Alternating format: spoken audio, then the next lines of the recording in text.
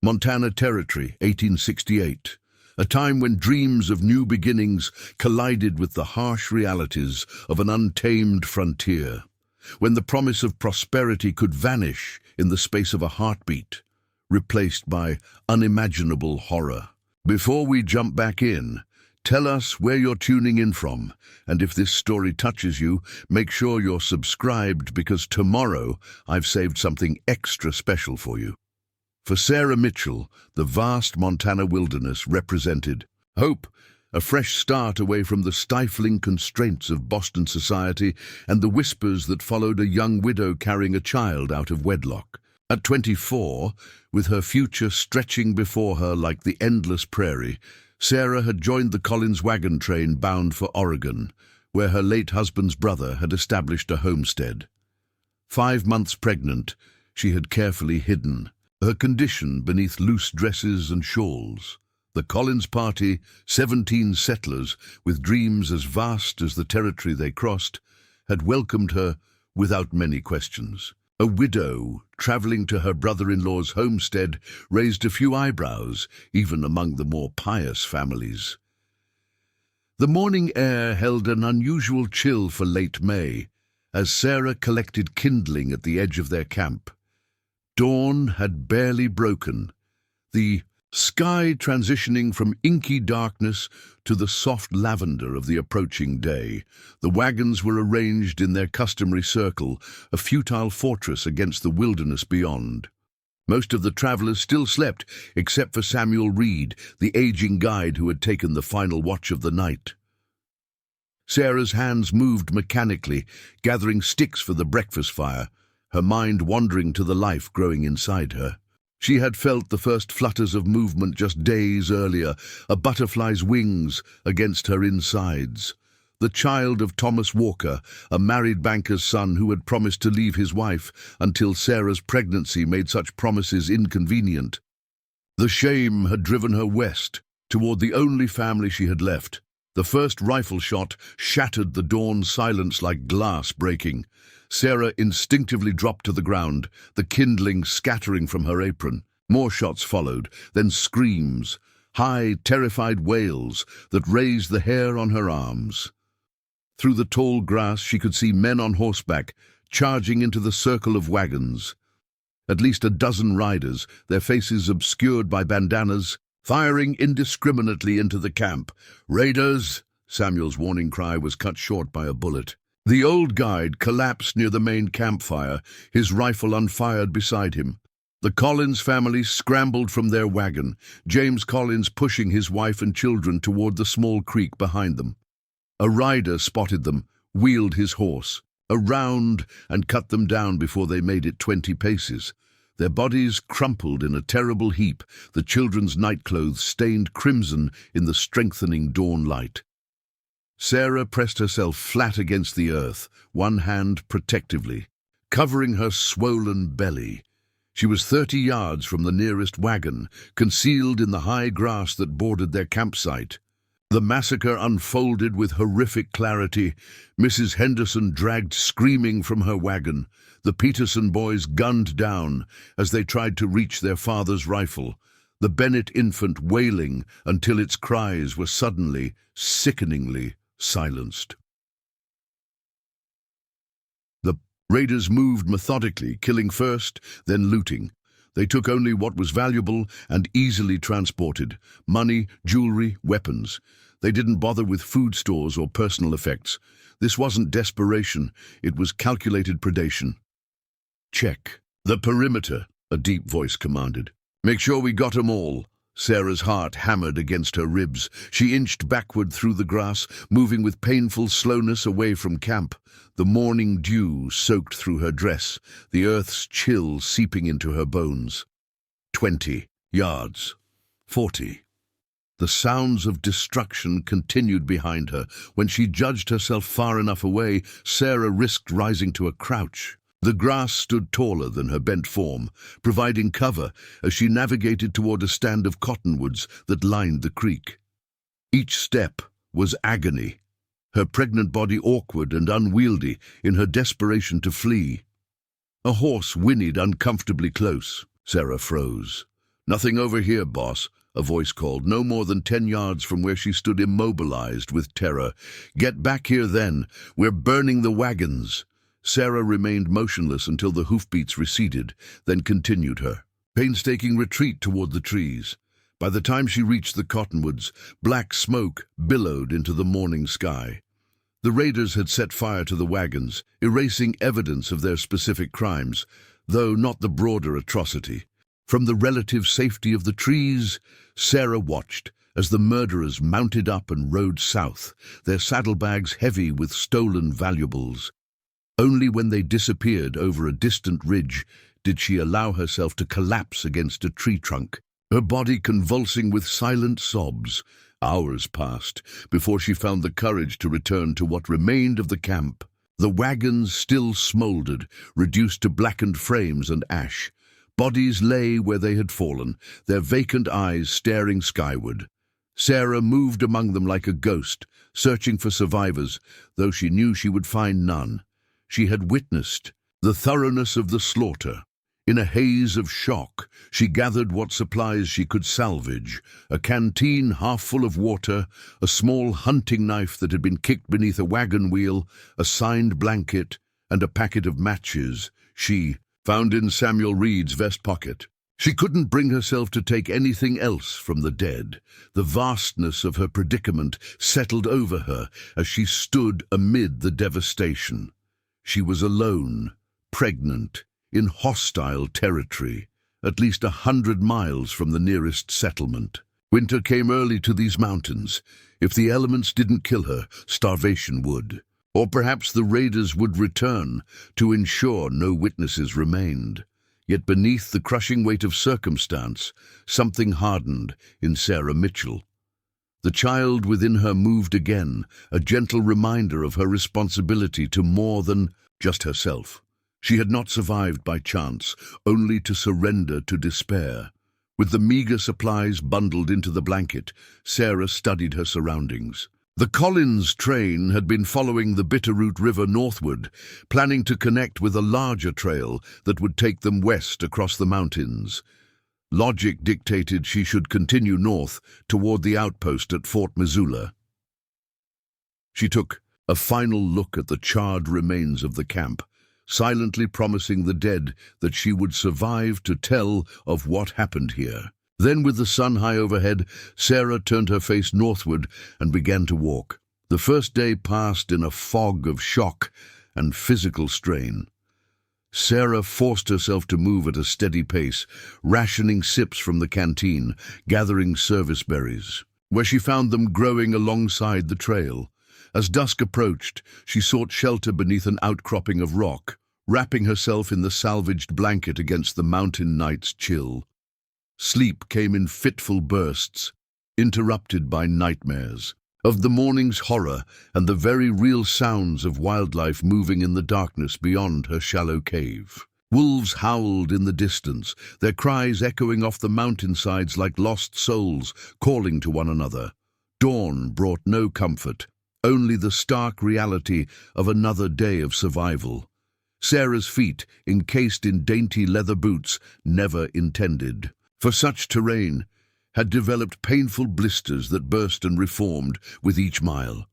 Her back ached from the combined burden of pregnancy and walking. The meager rations she had salvaged would last perhaps another day if carefully measured, yet she pressed on, following the river's course, counting each step as a small victory against death. The child moved more frequently now, as if sensing her determination and adding its own. "We'll make it," she whispered, one hand on her belly as she navigated a particularly steep section of trail. "I promise you that." By the third day, Sarah's situation had grown dire. The canteen held only a few precious swallows, though the river provided abundant water when she could safely reach its banks. Food was the greater concern. She had finished the last of her salvaged supplies that morning and had found little to forage along the day's journey. Hunger gnawed at her insides, distinct from and yet compounding the discomfort of her pregnancy. The weather, too, had turned against her. Dark clouds gathered over the mountains, bringing an unseasonable cold. Front down from the north, the first raindrops hit as Sarah struggled up a rock-strewn incline, her strength already flagging. Within minutes, the drizzle became a downpour. Sarah's thin dress, already tattered from days of wilderness travel, offered little protection against the deluge. The blanket, wrapped around her shoulders, grew sodden and heavy. Her hair hung in dripping tendrils around her face, and her teeth chattered uncontrollably. "Keep moving," she commanded herself. "Just keep moving." But toward what? The question haunted her with increasing urgency. Fort Missoula remained days away, perhaps a week at her current pace. In her weakened state, with dwindling resources and worsening weather, the odds of reaching it diminished with each passing hour. As afternoon faded toward evening, the rain finally relented, though the skies remained threatening. Sarah found herself on a high plateau overlooking a sweeping valley. In the distance, perhaps 3 miles away, a thin column of smoke rose against the grey backdrop of clouds. Her heart leaped at the sign of human presence, then immediately constricted with fear. Smoke meant fire. Fire meant people. But what people? Settlers? Military? Or perhaps the very raiders who had destroyed the Collins? Train, Sarah sank to a boulder, weighing her options. Approaching strangers carried obvious risks, especially after what she had witnessed, yet continuing alone, weakened by hunger and exposure, offered only the certainty of eventual failure. As she deliberated, a wave of dizziness washed over her. Sarah gripped the rock beneath her, waiting for it to pass. When it didn't, when in fact it intensified, a new fear took hold. The child. Something was wrong. A sharp cramp seized her lower abdomen, doubling her over with its intensity. Too early, she thought frantically. It's too early. When the pain subsided, Sarah raised her head and stared at the distant smoke. The decision had been made for her. She needed help, whatever the risk. Gathering her remaining strength, she began the descent toward the valley floor, each step measured and careful on the rain-slick terrain. The distant smoke became her beacon, her only hope in a wilderness that had already taken so much from her. She had covered perhaps half the distance when another cramp struck, more powerful than the first. Sarah dropped to her knees with a cry, clutching her belly as pain radiated through her core. When it passed, she noticed with horror a small dampness between her legs. Not rain. Something else. "Please," she whispered to whatever gods might be, listening. "Please, not now." The sky darkened as she struggled onward, the smoke now lost in the gathering gloom. Sarah navigated by memory and instinct, hoping she maintained the correct direction. The cramping returned intermittently, each episode more debilitating than the last. Night had fully descended when Sarah's legs finally gave way beneath her. She collapsed beside a fallen log, her strength completely spent. The thin blanket offered meager protection against the night air, which carried the bite of approaching frost. She curled around her swollen belly, shivering uncontrollably, her mind clouding with the combined effects of exhaustion, hunger, and fear. "This is how it ends," she thought with surprising clarity. "After everything, this is how we die." Sarah closed her eyes, allowing exhaustion to pull her toward unconsciousness. As darkness claimed her, she thought she detected movement in the trees nearby, a shadow separating from deeper shadows. The crack of a twig, the soft exhale of breath not her own. Her eyes flew open, hand fumbling for the small knife at her waist. But weakness betrayed her, and the blade slipped from nerveless fingers. Sarah's vision tunneled, the world contracting to a single point before expanding into complete darkness. Her last conscious thought was not of fear, but of a strange certainty. She was no longer alone in the wilderness. What Sarah couldn't know, as consciousness fled, was that the eyes watching from the darkness belonged to someone who would forever alter the course of her life. Someone neither friend nor foe, but something altogether different. Someone whose own path had led to this precise moment of intersection with her desperate journey. The figure moved forward silently, kneeling beside Sarah's crumpled form. A gentle hand, weathered but sure, reached out to check for signs of life. "Wichasha Wakhang," a voice murmured in the Lakota tongue. "The spirits have brought us together, Wasichu Winyan. Now we must see what they intend." Consciousness returned. To Sarah in fragments, the scent of sage and cedar, warmth against her chilled skin, the soft crackling of a small fire. For a moment, she thought herself back in Boston, in her childhood bedroom during a winter illness, her mother tending the hearth. Reality reasserted itself when she tried to move. Pain radiated through her body, centered most intensely in her abdomen. The child. With a gasp, Sarah's hands flew to her belly, panic rising like floodwater.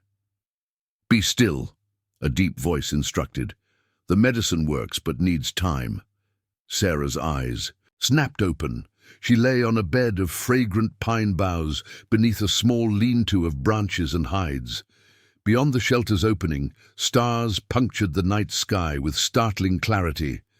The fire that had warmed her cast dancing shadows across her surroundings and across the face of the man who knelt beside her. He was tall even in his crouched position, with broad shoulders and the distinctive copper skin of the native peoples. His black hair, streaked with a single band of grey, was braided with small objects woven into the strands. Feathers, beads, what looked like tiny bones.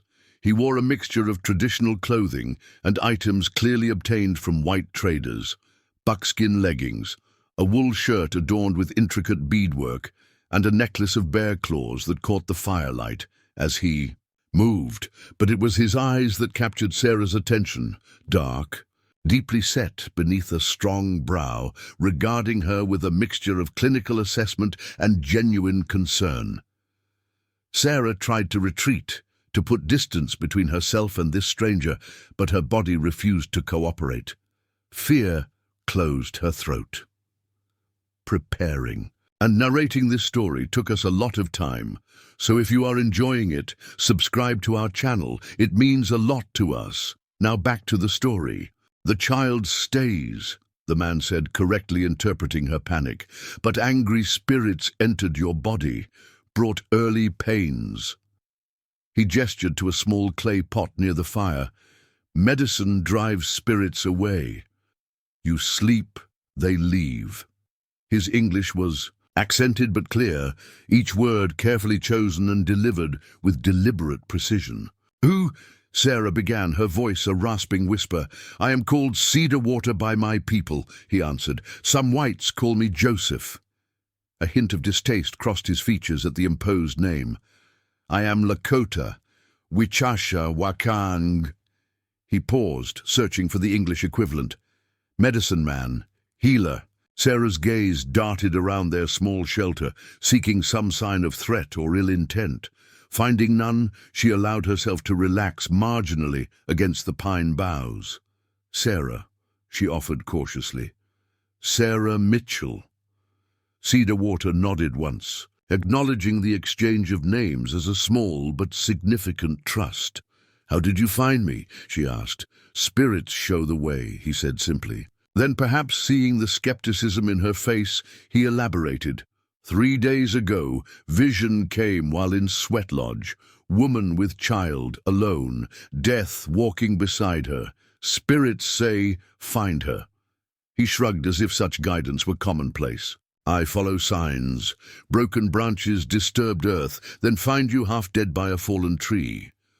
Sarah processed this, uncertain how much to credit his talk of spirits and visions. What mattered was that he had found her, had apparently treated her somehow, and had not harmed her despite ample opportunity. "The raiders," she said suddenly, the memory of the massacre flooding back. "Did you see them? Men on horseback?" Cedar Water's expression darkened. "Bad men, not the first time they kill. Take what is not theirs." "You know about them?" He nodded gravely. "They attacked a Lakota hunting camp last month, killed 3 men, 2 women. say it was army soldiers who did this. Wear blue coats sometimes when they kill Indians. Wear feathers and paint when they kill whites.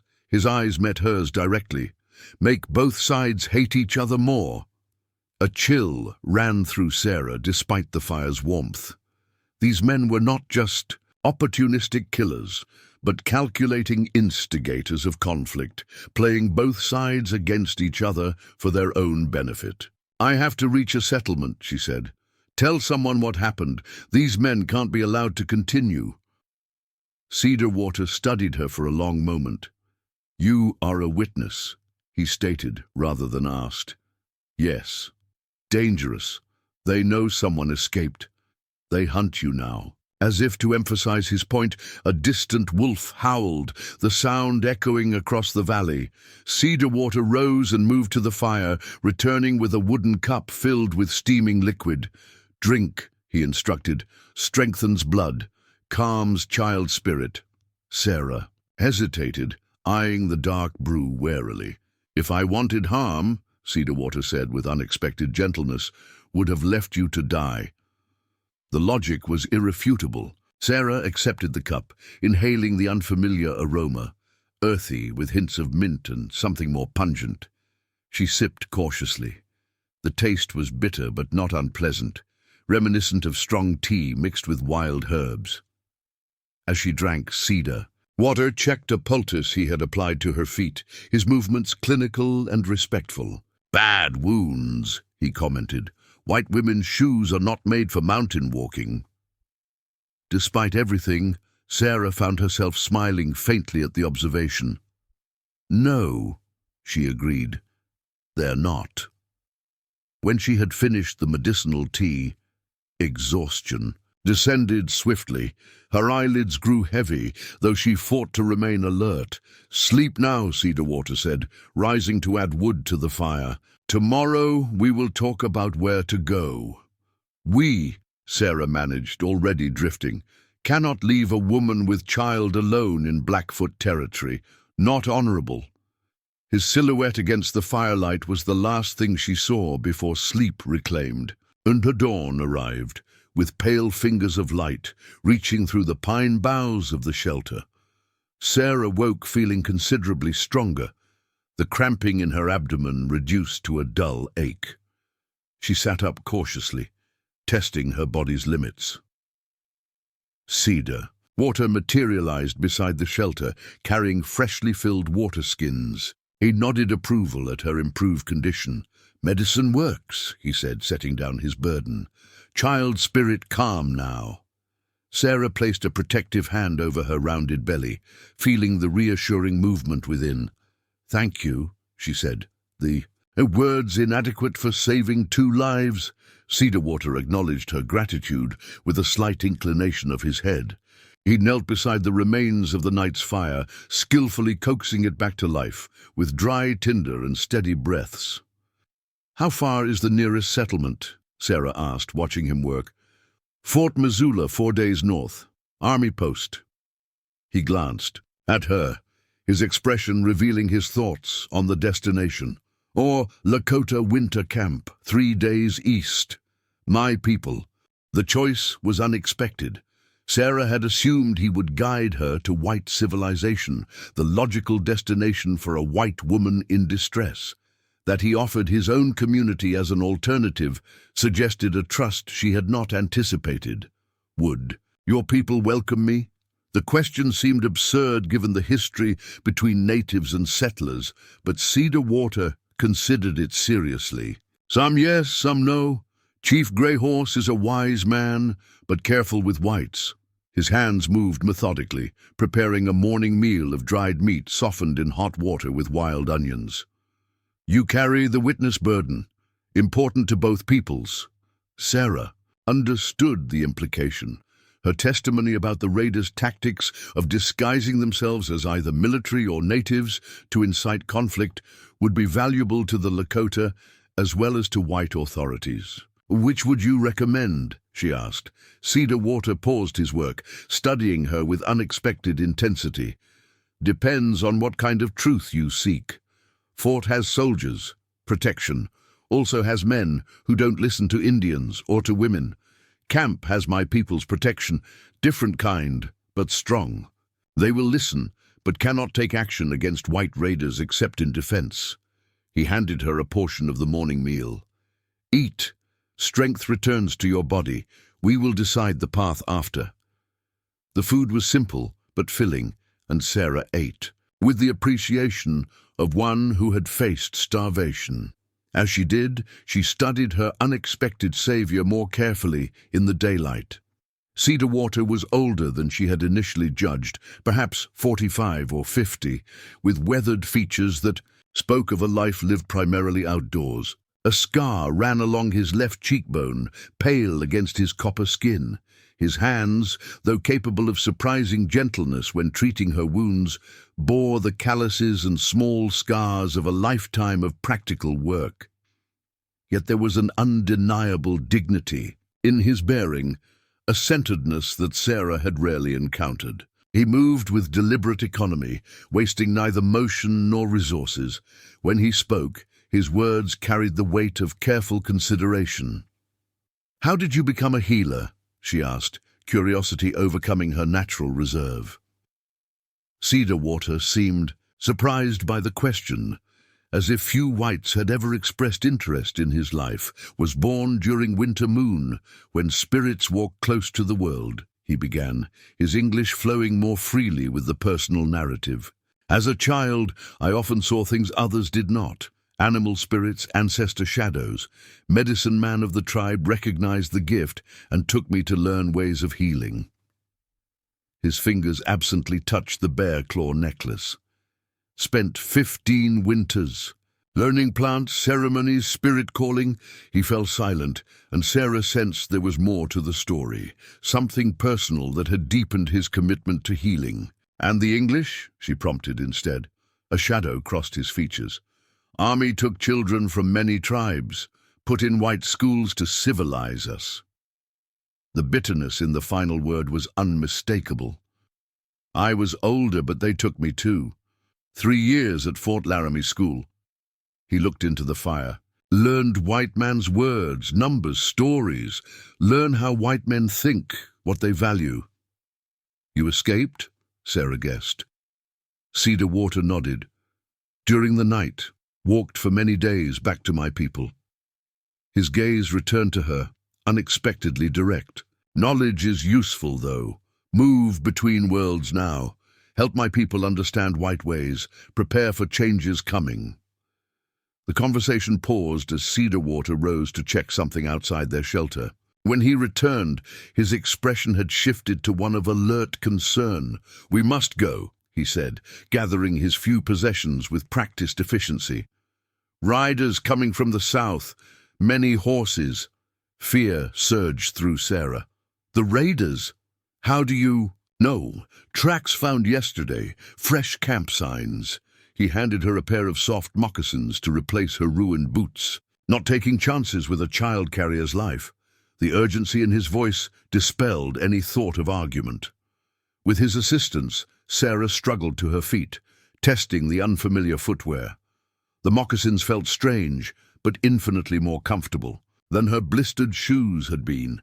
Cedar Water efficiently dismantled their shelter, dispersing the pine boughs and dousing the fire with dirt. Within minutes, little evidence remained of their overnight stay. "Can you walk?" he asked, surveying her condition. Sarah took a few experimental steps. Her body protested, muscles stiff from days of exertion followed by collapse, but the terrible weakness had receded. "Yes," she said with more confidence than she felt. Cedar Water nodded approval. "We follow the ridge east," he said, pointing toward a line of hills. "Harder path, but hides our trail. Lakota camp is safest now." "I'll slow you down," Sarah said, reality asserting itself as she considered the journey ahead. "If they're following us, maybe you should—" "No!" Cedar Water's response was immediate and final. "Lakota do not abandon those in their care, especially women carrying new life." He shouldered his pack and medicine bundle. "Besides, you are a witness. Your words are needed." With that, He started toward the ridge, his pace deliberately measured to accommodate her limitations. Sarah followed, each step a testament to her determination to survive, not just for herself now, but for her unborn child, for the murdered members of the Collins party, and perhaps even for this unexpected alliance with a man from a world utterly different from her own. They traveled in silence for the first hour, Cedar Water setting a sustainable pace that challenged Sarah without exhausting her reserves. The terrain grew increasingly difficult as they ascended the ridge, but the moccasins proved their worth, allowing her sure footing where her boots would have failed her. As the sun climbed toward midday, they paused in the shelter of a granite outcropping. Cedar Water produced strips of dried buffalo meat and handed several to Sarah. "Pemmican," he explained. "Good for strength. Eat slowly."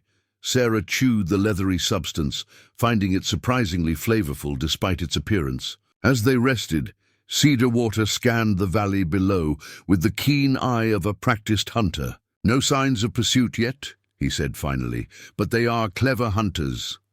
"How did you know they were coming?" Sarah asked. "Did you see them?" Cedar Water shook his head. "Found camp yesterday while gathering medicine plants. 5 men, heavily armed. Not hunters, not trappers." His expression darkened. "Recognized one, a man called Anderson. Leads raiders sometimes when the main chief is elsewhere." "The main chief?" "Man named Thorne. William Thorne, Army scout once, now hunts people instead. Of Buffalo." There was a weight to how Cedar Water spoke the name, suggesting a history Sarah couldn't yet discern. Very dangerous man, smart, cruel. Sarah absorbed this information, adding it to the mental record she maintained of the massacre. Names, faces where possible, details that might one day help bring justice. "Why do they do it?" she asked. "Just for valuables." Cedar Water considered. Her question, "Some men's spirits were broken in war," he said finally. "Return wanting only to hurt others, take what is not theirs, others born with darkness inside." He shrugged. "Thorne is both. Uses war between white settlers and tribes for his benefit." When they resumed their journey, Cedar Water led them along game trails, so faint Sarah would never have identified them without his guidance. He moved with the confident familiarity of one traversing his homeland, occasionally pointing out landmarks or plants of significance. "4 Medicine Mountains," he said, indicating a distinctive formation in the distance. "Sacred place, place of visions and healing." Later, he stopped to gather leaves from an unremarkable shrub. "Helps with child carrying," he explained, adding them to his medicine pouch. "Makes a woman's body strong for birth time." Throughout the afternoon, he shared such knowledge casually, without presumption or condescension. Sarah found herself absorbing not just the information, but the worldview it represented, one where the land was not an adversary to be conquered, but a provider to be respected, where plants were not merely vegetation, but carriers of spirit and purpose. As twilight approached, Cedar Water selected a campsite beneath a cluster of juniper trees, their dense foliage providing natural concealment. With practiced efficiency, he constructed another lean-to, this one more substantial than the previous night's hasty shelter. "No fire tonight," he said as he worked. "Too visible." Sarah nodded, understanding the precaution, though she would miss the warmth. The mountain nights grew cold, especially at this elevation.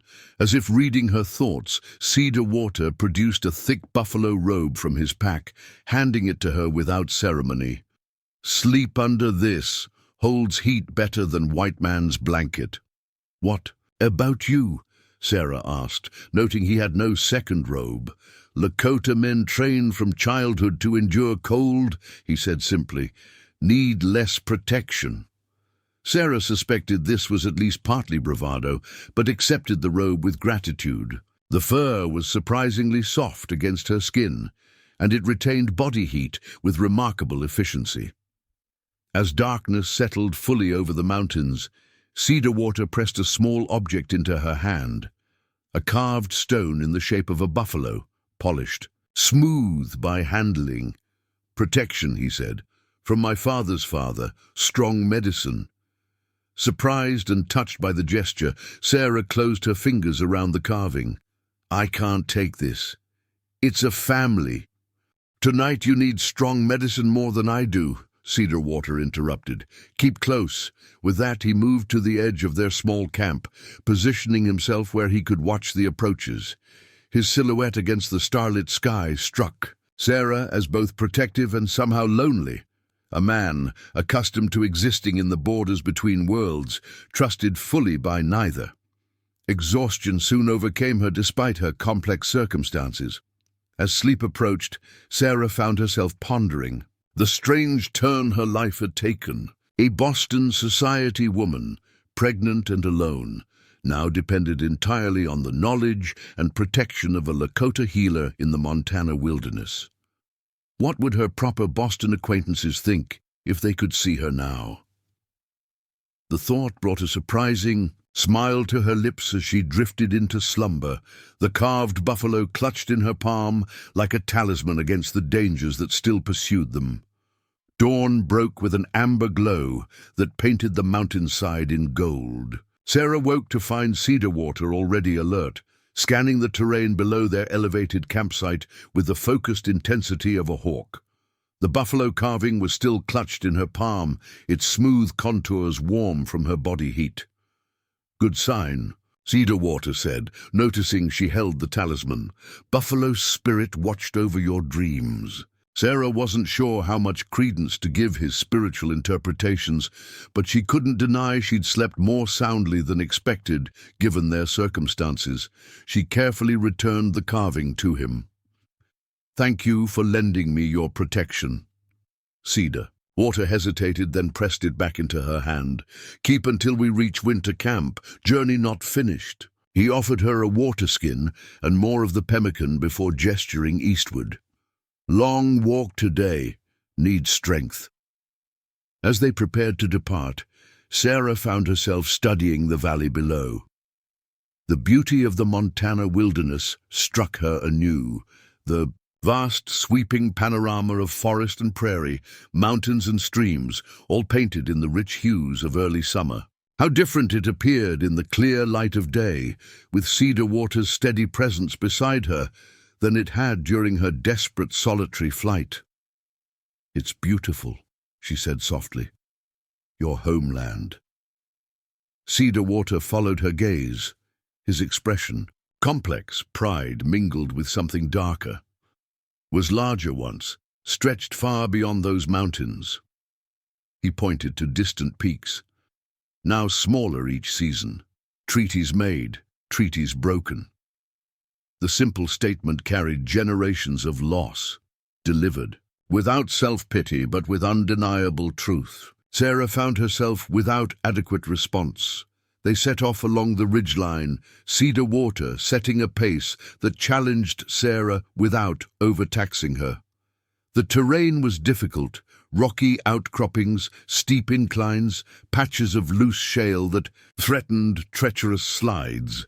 Yet the moccasins provided sure footing, and Sarah discovered her body adapting to the demands placed upon it. The physical labor of the journey, while taxing, brought a clarity of purpose that was almost meditative. Cedarwater moved with the easy confidence of someone navigating familiar territory, occasionally pointing out landmarks or signs that would have remained invisible to her untrained eye. "Elk passed here yesterday," he noted, indicating subtle depressions in a patch of soft earth. Later he stopped abruptly, examining a broken branch. "Bear! Big one! We go our separate ways." By midday, they had descended from the ridge into a narrow valley where a small creek gurgled over smooth stones. Cedarwater gestured for a rest, and Sarah gratefully sank onto a fallen log, stretching her legs before her. "You walk strong, for white woman with a child," he observed, the statement matter-of-fact rather than congratulatory. "I've had practice these last days," Sarah replied with dry humor. A ghost of a smile touched Cedarwater's lips, the first she had seen. He knelt by the creek, filling their water skins, then produced several bulbous roots from his pack. "Prairie and turnip," he explained, slicing them with his knife. "Good food, medicine too." The roots were starchy and slightly sweet, reminiscent of a mild radish. Sarah ate hers gratefully, watching as Cedar Water scanned their surroundings with constant vigilance. "Have you always lived in these mountains?" she asked, curious about the man who had saved her life, yet remained largely a mystery. Cedar Water shook his head. "Born on plains east of here, near what whites call the Black Hills." His expression grew distant. "Sacred land to my people. Gold found there now. Many whites come. Lakota pushed west." He gestured to the mountains around them. "Some bands come here, hunt, trade with Salish people sometimes." "Tonight you need strong medicine more than I do," Cedar Water interrupted. "Keep close." With that, he moved to the edge of their small camp, positioning himself where he could watch the approaches. His silhouette against the starlit sky struck Sarah as both protective and somehow lonely. A man, accustomed to existing in the borders between worlds, trusted fully by neither. Exhaustion soon overcame her despite her complex circumstances. As sleep approached, Sarah found herself pondering the strange turn her life had taken. A Boston society woman, pregnant and alone, now depended entirely on the knowledge and protection of a Lakota healer in the Montana wilderness. What would her proper Boston acquaintances think if they could see her now? The thought brought a surprising smile to her lips as she drifted into slumber, the carved buffalo clutched in her palm like a talisman against the dangers that still pursued them. Dawn broke with an amber glow that painted the mountainside in gold. Sarah woke to find Cedar Water already alert, scanning the terrain below their elevated campsite with the focused intensity of a hawk. The buffalo carving was still clutched in her palm, its smooth contours warm from her body heat. "Good sign," Cedar Water said, noticing she held the talisman. "Buffalo spirit watched over your dreams." Sarah wasn't sure how much credence to give his spiritual interpretations, but she couldn't deny she'd slept more soundly than expected, given their circumstances. She carefully returned the carving to him. "Thank you for lending me your protection." Cedar Water hesitated, then pressed it back into her hand. "Keep until we reach winter camp. Journey not finished." He offered her a water skin and more of the pemmican before gesturing eastward. "Long walk today. Need strength." As they prepared to depart, Sarah found herself studying the valley below. The beauty of the Montana wilderness struck her anew.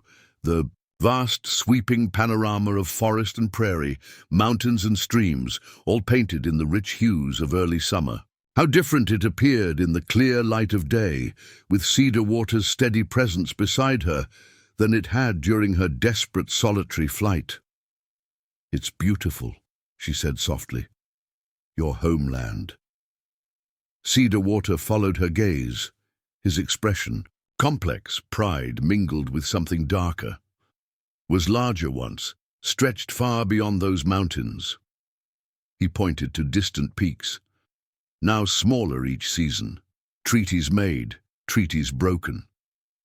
The simple statement carried generations of loss, delivered, without self-pity but with undeniable truth. Sarah found herself without adequate response. They set off along the ridgeline, Cedar Water setting a pace that challenged Sarah without overtaxing her. The terrain was difficult, rocky outcroppings, steep inclines, patches of loose shale that threatened treacherous slides. Yet the moccasins provided sure footing, and Sarah discovered her body adapting to the demands placed upon it. The physical labor of the journey, while taxing, brought a clarity of purpose that was almost meditative.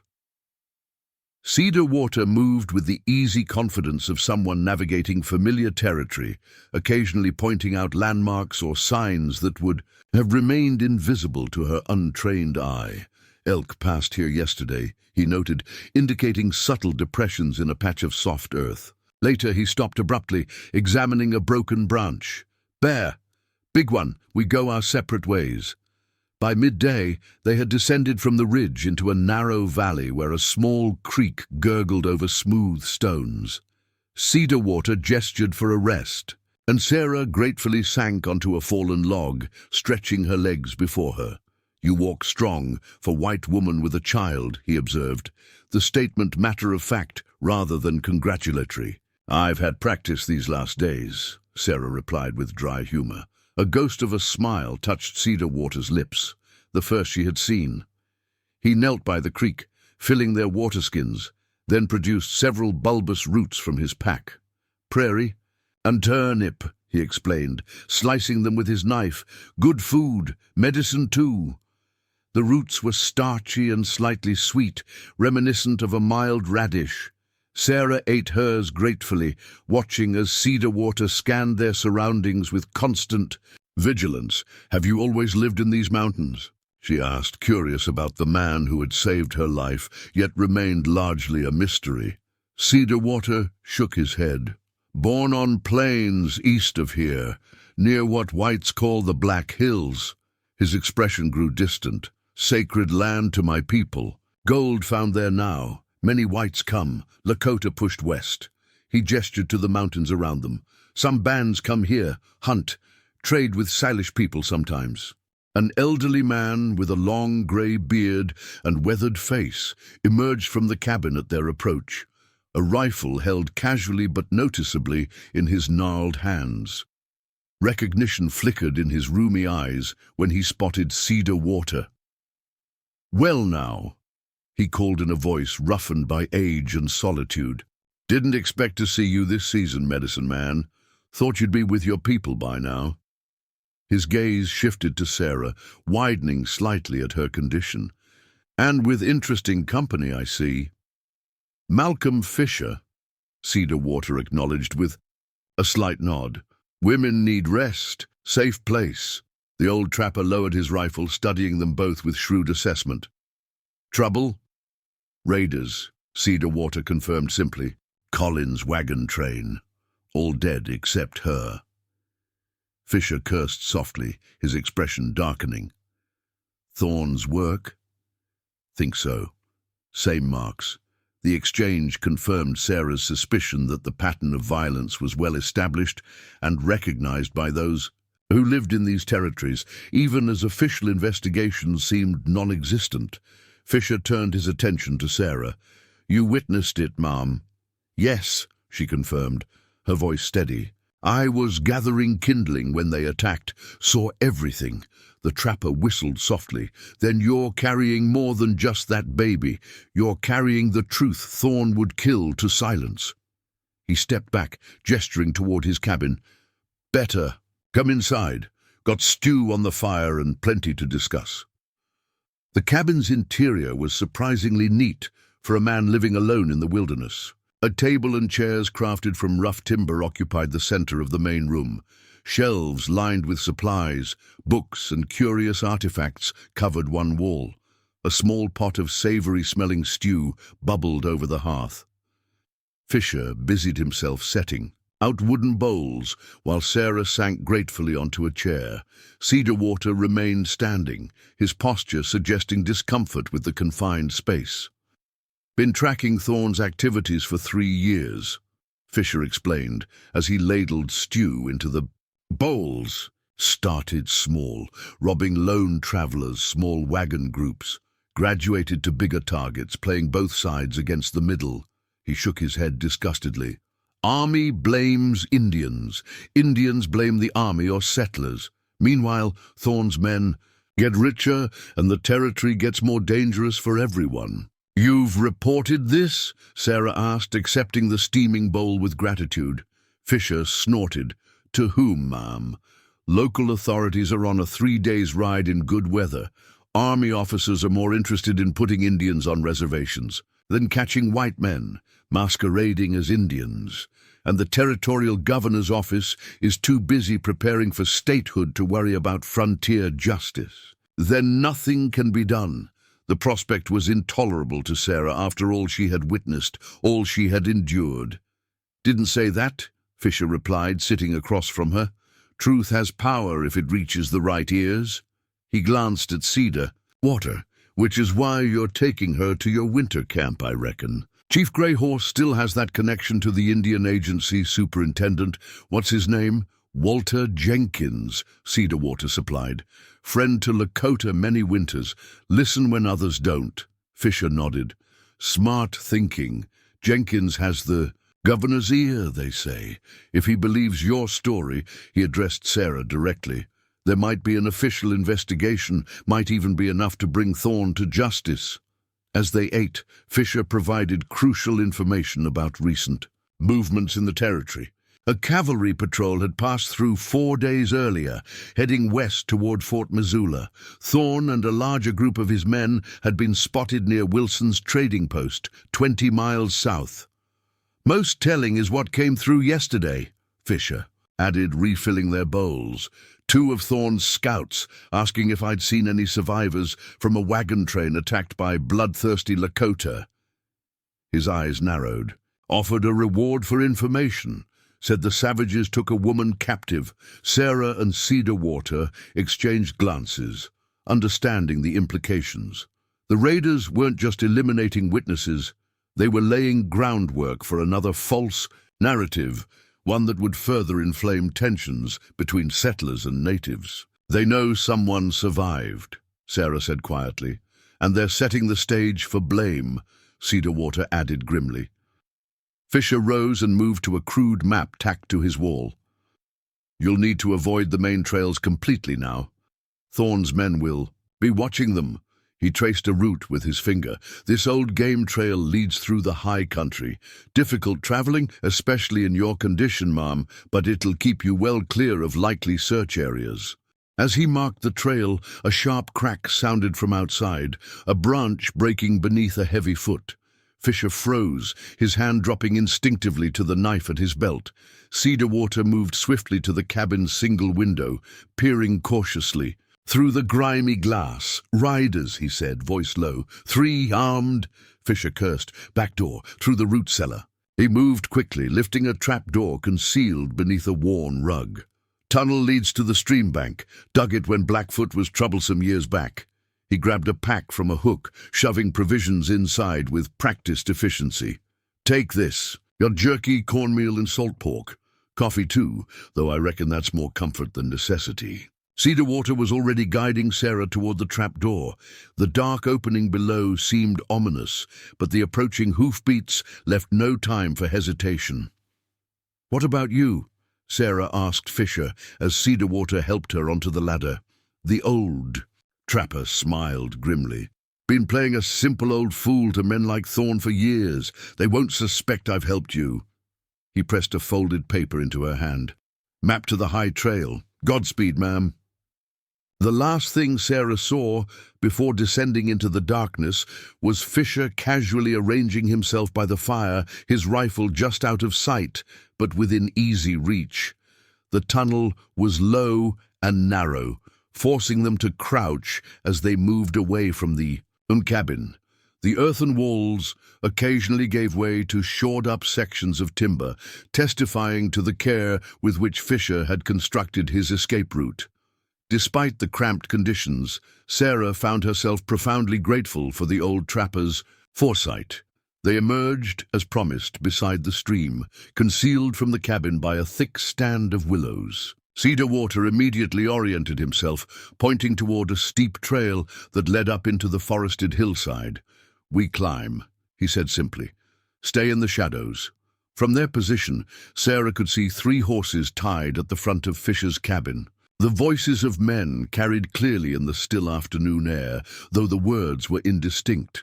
She hesitated, concerned for the old man who had helped them, weighing against the urgency of their situation. He will be safe, Cedarwater assured her, reading her expression. Old Fox knows how to hide his tracks. With a final glance toward the cabin, Sarah followed Cedarwater up the hillside, each step taking them deeper into the unknown wilderness of the high country. The safe familiarity of Fisher's cabin receded behind them, replaced by the wild uncertainty of the mountains and whatever awaited them in the days ahead. As they climbed, Sarah's thoughts returned to the journey's purpose with renewed clarity. She was no longer merely fleeing for her life and that of her unborn child. She carried responsibility now to the murdered Collins party, to Cedar Water and his people, even to old Malcolm Fisher. The truth she had witnessed had become a burden she must bear to its destination, whatever the cost. The high trail proved as challenging as Fisher had warned. It clung to the mountainside, sometimes little more than a game path winding through dense underbrush and over rocky outcroppings. By late afternoon, they had climbed high enough to look back over the valley, Fisher's cabin now just a tiny speck in the vast wilderness below. Cedar Water found them shelter for the night in a shallow cave, its entrance partially hidden by a fallen pine. Inside, the space opened enough for both of them to stretch out, protected from the elements and from searching eyes. As darkness fell, Sarah watched Cedar Water prepare a small meal from Fisher's provisions, his movements economical and practiced. The firelight cast his profile in sharp relief against the cave wall, a man who had saved her life, guided her through wilderness, and now risked his own safety to ensure she reached a place where her testimony might matter. "Why are you doing this?" she asked suddenly.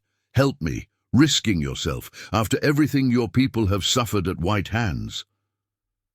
Cedar Water paused, considering her question with characteristic thoughtfulness. "Many reasons," he said finally. "Some simple, some not." He handed her a portion of jerky and cornmeal mush. "Simple reason, Lakota way does not abandon those in need, especially those carrying new life." He settled back against the cave wall, his dark eyes reflecting the small fire. "Not simple reason. Every truth matters in time of many lies. Your truth, my truth." His hand unconsciously touched the bear claw necklace. "Maybe together truths make change." The profound simplicity of his philosophy struck Sarah deeply. In her previous life in Boston society, truth had often been sacrificed for convenience or appearance. Here in the wilderness, with life and death hanging in precarious balance, truth became essential, a compass by which to navigate an uncertain world. As they ate in companionable silence, Sarah realized how fundamentally her perspective had shifted in the days since the massacre. The woman who had fled the Boston scandal, concerned with properties and appearances, seemed a stranger now. In her place was someone stronger, more clear-eyed about what mattered and what did not. "Tomorrow will be a difficult climb," Cedar Water said as they prepared for sleep, "but after, an easier path to winter camp, 2 days more if the weather holds." Sarah nodded, weariness settling into her bones despite her strengthening resolve. As she wrapped herself in the buffalo robe, Cedar Water moved to the cave entrance, assuming his now familiar watchful posture against the night. "Sleep," he said without turning. "Buffalo's spirit watches over dreams again tonight." The simple assurance comforted her more than it logically should have. As Sarah drifted towards sleep, one hand resting protectively on her belly, the other clutching the carved buffalo talisman, she found herself wondering what awaited them at the Lakota winter camp and whether the journey's end would bring resolution or merely the beginning of a new and more complex challenge. Morning arrived with unwelcome news. Cedar Water, who had slipped out before dawn to survey their surroundings, returned to the cave with tension evident in his normally impassive features. "Riders below," he reported as Sarah finished a sparse breakfast of cornmeal. "5 men, following our trail from Fisher's cabin." Sarah's hand instinctively moved to her belly, a protective gesture that had become habitual. "Thorne's men." Cedar Water nodded grimly. 2 I recognized from a raid on a Lakota hunting camp. Other new faces, all armed, rifles, pistols. "How? Did they find our trail? We were careful." "Fisher," Cedar Water said, his expression darkening. "Not by choice, signs of struggle in cabin clearing. Blood on the doorway." The implications settled heavily between them. The old trapper had likely been forced to reveal information, or worse. Sarah recalled Fisher's weathered face, his quiet dignity, the risk he had taken to help them. Another, death to lay at Thorne's feet. How far behind are they? Hour, maybe less. Good trackers. Cedarwater secured his medicine bundle with quick, efficient movements. Need to move fast. Different path than planned. They emerged from the cave into a crystalline mountain morning, the air sharp with pine scent and the promise of approaching summer. Under different circumstances, Sarah might have paused to appreciate the sweeping view of snow-capped peaks against an impossibly blue sky. Now she scanned the terrain with new wariness, seeing not beauty but tactical considerations. Cover, exposure, escape routes. Cedarwater pointed to a narrow ridge that snaked upward through dense forest. Old game trail. Difficult, but Hyde's tracks better. The path proved challenging even by the standards of their previous travel. Steep in sections, occasionally requiring them to navigate around fallen trees or across small rock slides. Cedarwater set a punishing pace, his concern evident in the frequent glances he cast behind them. By midday, they had climbed high enough that the air thinned perceptibly. Sarah's breathing became labored, each step demanding more effort than the last. Cedarwater called a brief halt beside a tumbling mountain stream, allowing her to rest while he checked for signs of pursuit. "They still follow," he confirmed when he returned. "Lost time on false trails I laid, but not enough." Sarah drank deeply from the cold stream, splashing water on her flushed face. Despite her growing physical strength, the combination of pregnancy, elevation, and forced march was taking its toll. She straightened, determined not to become the liability that slowed them to capture. "I can continue," she assured him. Cedarwater studied her with assessing eyes, neither patronizing nor dismissive. "No, you are strong," he said simply, "but I must be smart too. Different path." He gestured toward a sheer rock face some 50 yards above their position. "Cliff dwelling there? Old place, sacred to mountain tribes, not used for many seasons." His gaze met hers directly. "Good place to hide. Wait for the night. Lose trackers in darkness." The strategy made sense. Continuing at their current pace risked exhaustion, which would inevitably lead to mistakes or injury. Better to conserve strength and use the natural advantages of terrain and darkness. They approached the cliff dwelling cautiously. The ancient structure was built into a natural depression in the rock face, accessible only by a narrow ledge that curved around the mountain. Cedarwater led the way, one hand steadying Sarah as they navigated the precipitous path. He gestured toward a sheer rock face some 50 yards above their position. "Cliff dwelling there, old place, sacred to mountain tribes, not used for many seasons." His gaze met hers directly. "Good place to hide, wait for the night, lose trackers in darkness." The strategy made sense. Continuing at their current pace risked exhaustion, which would inevitably lead to mistakes or injury. Better to conserve strength and use the natural advantages of terrain and darkness. They approached the cliff dwelling cautiously. The ancient structure was built into a natural depression in the rock face, accessible only by a narrow ledge that curved around the mountain. Cedarwater led the way, one hand steadying Sarah as they navigated the precipitous path. The dwelling itself consisted of several stone chambers, their walls blackened by the fires of long-ago inhabitants. Faded pictographs adorned the main chamber, human figures, animals, celestial symbols rendered in ochre and black. "Crow people built this," Cedarwater explained, his voice hushed with respect for the sacred space. "Many generations ago, spirit place now." Sarah moved carefully through the dwelling, mindful of disturbing as little as possible. "Will they follow us here?" Cedarwater arranged their few supplies against one wall. "Possible.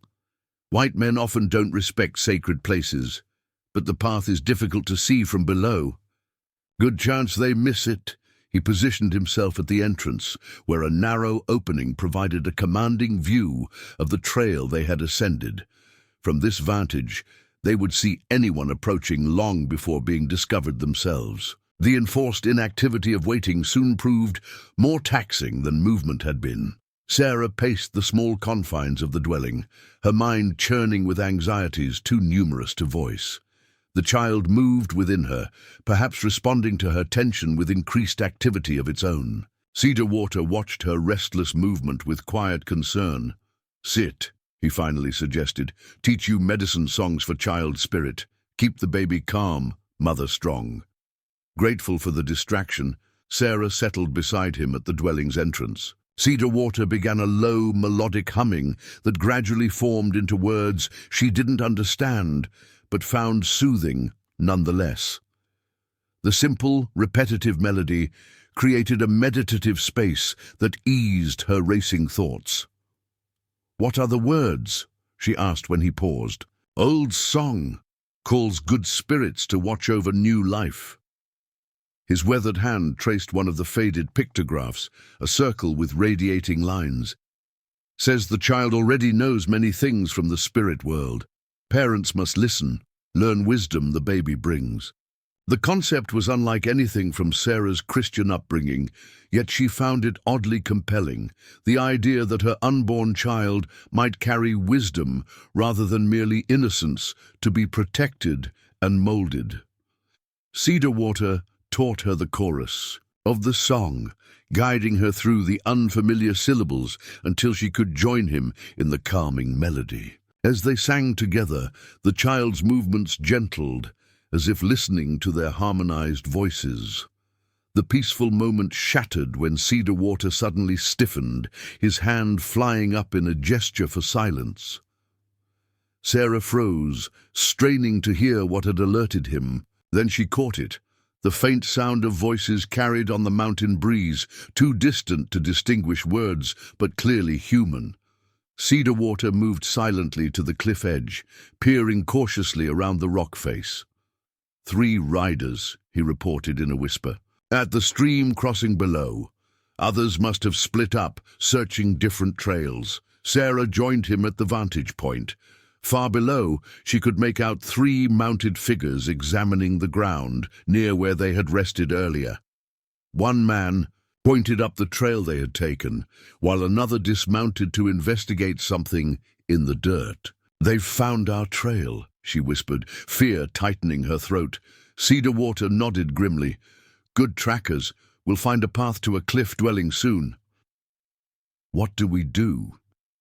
He considered their options, dark eyes scanning the terrain with practiced assessment. "Wait until they start climbing, then move along the back path." He pointed to a barely visible track that skirted the rear of the cliff dwelling. "Leads to high meadow, forest beyond." The plan carried obvious risks. The rear path looked treacherous, and they would be exposed during the crossing to the forest, but remaining meant certain discovery. Sarah nodded her agreement, gathering their few possessions with shaking hands. They waited in tense silence as the riders began their ascent of the trail.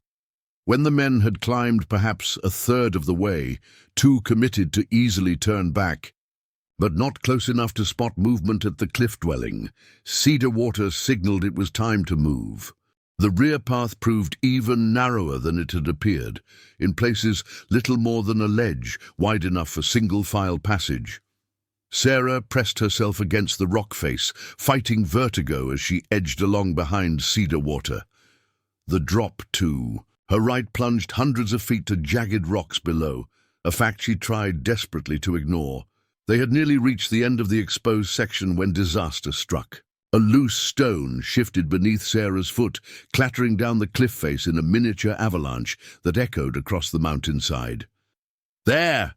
The cliff!" a voice shouted from below. "Someone's up there!"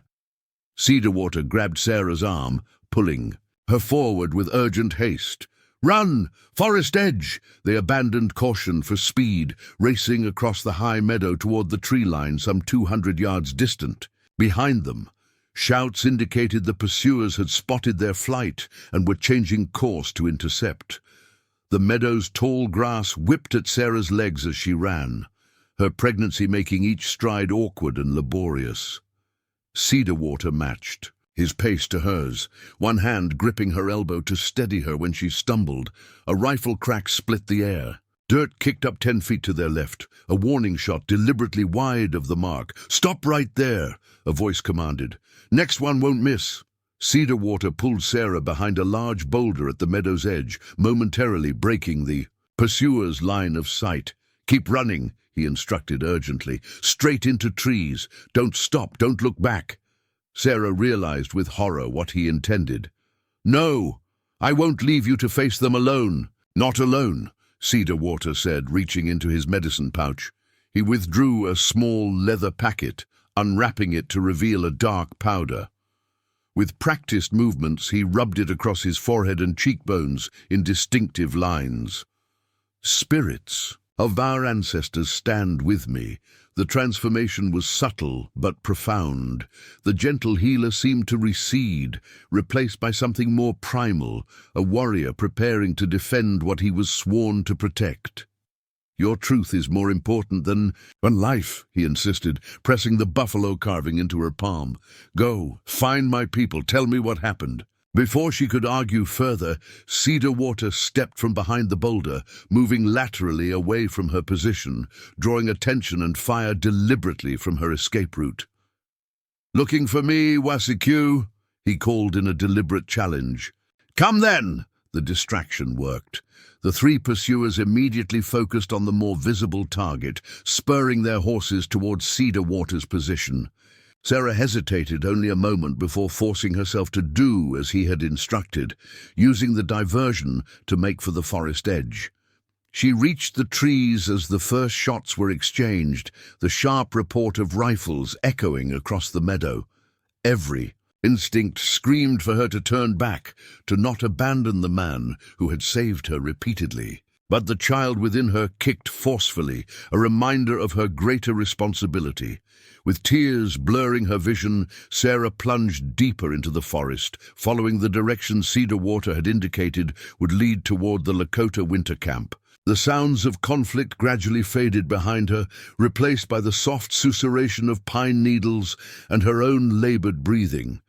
She had traveled perhaps half a mile when a new sound froze her in place. Hoofbeats approaching rapidly through the trees. Sarah ducked behind a massive ponderosa pine, pressing herself against its rough bark as she frantically surveyed her surroundings for a hiding place or weapon. The rider burst into view, a stocky man with a red beard, rifle at the ready. One of Thorne's men, separated from the others to flank their quarry. His gaze swept the forest systematically, missing Sarah's position by mere yards on his first pass. She held her breath, willing herself to absolute stillness. The buffalo carving dug into her palm, where she clutched it, its edges sharp against her skin. The rider turned his horse, preparing for another sweep of the area. This time, his gaze locked directly on her hiding place. A slow, predatory smile spread across his bearded face. "Well now," he drawled, leveling his rifle. "Look what we have here. The missing witness, I presume." Sarah's mind raced through diminishing options. Running was futile in her condition. Fighting seemed equally hopeless against an armed man. Yet, surrender meant certain death, if not immediately, then after Thorne extracted whatever information he wanted. The rider dismounted, keeping his rifle trained on her position. "Come on out, ma'am. Make this easier on both of us." With no alternative, Sarah stepped from behind the tree, one hand protectively covering her belly, the other still clutching the buffalo carving. The man's eyes widened slightly at her obvious pregnancy, then narrowed calculatingly. "Interesting situation you got yourself in," he observed, keeping his distance but blocking any route of escape. "Boss is gonna be mighty curious about you, especially how you managed to give us the slip after the wagon train." "Your boss is a murderer," Sarah responded, surprised by the steadiness of her own voice. "A coward who kills innocents and blames others." The man shrugged, untroubled by the accusation. "Business is business, ma'am. Nothing personal." He gestured with the rifle. "Now we're going to walk nice and easy back to where my friends are dealing with your Indian companion." At the mention of Cedar Water, fresh fear surged through Sarah. Was he already dead, captured, or still fighting against impossible odds? "Move," the man ordered, gesturing toward the meadow with his rifle. Sarah took a reluctant step forward, mind still frantically searching for any chance of escape. The buffalo carving bit into her palm again, reminding her of Cedar Water's words. "Buffalo spirit watched over your dreams." She had dismissed it as superstition, yet now found herself silently appealing to whatever spirits might be listening. The answer came in an unexpected form. A low growl emanated from the underbrush to their right, a rumbling warning that raised the hair on Sarah's neck. The rider froze, his attention diverted momentarily from his captive. The mountain lion exploded from cover in a blur of tawny fur and extended claws. Whether drawn by the scent of blood from the earlier confrontation or simply defending its territory, the predator struck with terrible precision. The rider managed one panicked shot that went wide before the big cat was upon him. Man and beast tumbled to the forest floor in a chaotic tangle of thrashing limbs and snarling fury. Sarah didn't wait to witness the outcome. Seizing the moment of chaos, she fled deeper into the forest, away from both the meadow confrontation and the new danger. The sounds of struggle faded behind her as she pushed herself to maintain a pace that balanced speed with caution. For nearly an hour, she continued without pause, navigating by instinct and the vague directions Cedar Water had provided. The forest eventually thinned, giving way to a rocky slope that overlooked a broad valley. In the distance, a river wound like a silver ribbon through the landscape. Sarah paused, catching her breath as she surveyed the terrain. According to Cedar Water, the Lakota winter camp lay 2 days' journey east, near where the river bent around. A distinctive formation he had called Sleeping Buffalo Butte. From her current vantage, she could make out what might be the formation, a long, humped ridge that indeed resembled a buffalo at rest. The sight provided a moment of hope, quickly dampened by crushing reality. She was alone in the wilderness, once more without guidance, with minimal supplies, and now pursued by determined enemies. Cedar Water's fate remained unknown, but she feared the worst, given the odds he had faced. The child moved within her, a gentle reminder of her responsibility to continue regardless of the mounting obstacles. Sarah pressed her hand against the movement, drawing resolve from the connection. "We'll make it," she promised softly. "For him, for the truth, we'll make it." As the sun began its westward descent, Sarah picked her way down the rocky slope toward the valley floor. Each step presented a calculated risk. Moving brought her closer to potential safety, but increased the chance of being spotted if pursued. Remaining stationary meant certain exposure once night fell and temperatures plummeted. She had nearly reached the valley floor when a distant sound carried on the breeze. The whine of a horse, followed by men's voices. Sarah ducked into a stand of junipers, heart pounding as she scanned the direction of the sound. Riders emerged from the forest edge she had exited perhaps an hour earlier. Not 3, but 5 mounted men, moving with the deliberate pace of those, following a trail. Even at this distance, she could see they carried weapons at the ready. More alarmingly, they had a 6th horse in tow, riderless, but bearing what appeared to be a body draped across the saddle. Cedar Water. Sarah pressed her, fist against her mouth to stifle a cry of anguish. Whether dead or merely wounded, his capture confirmed her worst fears. The sacrifice he had made to ensure her escape now seemed both heroic and futile if she couldn't reach his people with the truth they both carried. As she watched, the riders conferred briefly before splitting into 2 groups, 3 continuing. Along her trail, two breaking off to head directly across the valley. The pincer movement would effectively cut off her route to the east unless she could somehow evade both parties. Night approached, bringing both danger and opportunity. Darkness would make tracking more difficult for her pursuers, but would also increase the challenges of navigation and safe passage for herself. Sarah surveyed her surroundings with new urgency, seeking any advantage the terrain might offer. The valley floor featured scattered copses of trees interspersed with open meadows, poor cover for daylight travel, but potentially navigable under darkness if she could avoid the searchers until then. To the south, foothills rose toward more mountainous terrain, offering better concealment but potentially leading her away from her destination. As Sarah deliberated, a new sound reached her, distant but distinct: thunder. She glanced skyward to see dark clouds building on the western horizon, advancing rapidly toward the valley. The approaching storm might provide cover, but also threatened exposure to the elements without adequate shelter. Decision crystallized through necessity. Sarah would wait until the storm broke, using its fury as concealment to cross the exposed sections of valley under the cover of darkness and driving rain. The gambit carried obvious risks, but offered the best chance of breaking the tightening circle of pursuers. Finding a depression beneath the gnarled roots of a massive juniper, Sarah huddled into the makeshift shelter. She wrapped Fisher's pack around her shoulders for additional warmth and extracted the last of the jerky to sustain her through what promised to be a challenging night. As daylight faded and the first rumbles of thunder growled overhead, Sarah found herself gripping the buffalo carving, turning it repeatedly in her fingers like a talisman. Cedarwater's belief in its protective power now seemed less foreign, less dismissible than it had days before. "Watch over us tonight," she whispered to the carving, to whatever spirits might be listening. "Help me reach your people with the truth." The storm broke with sudden fury just as darkness claimed the valley.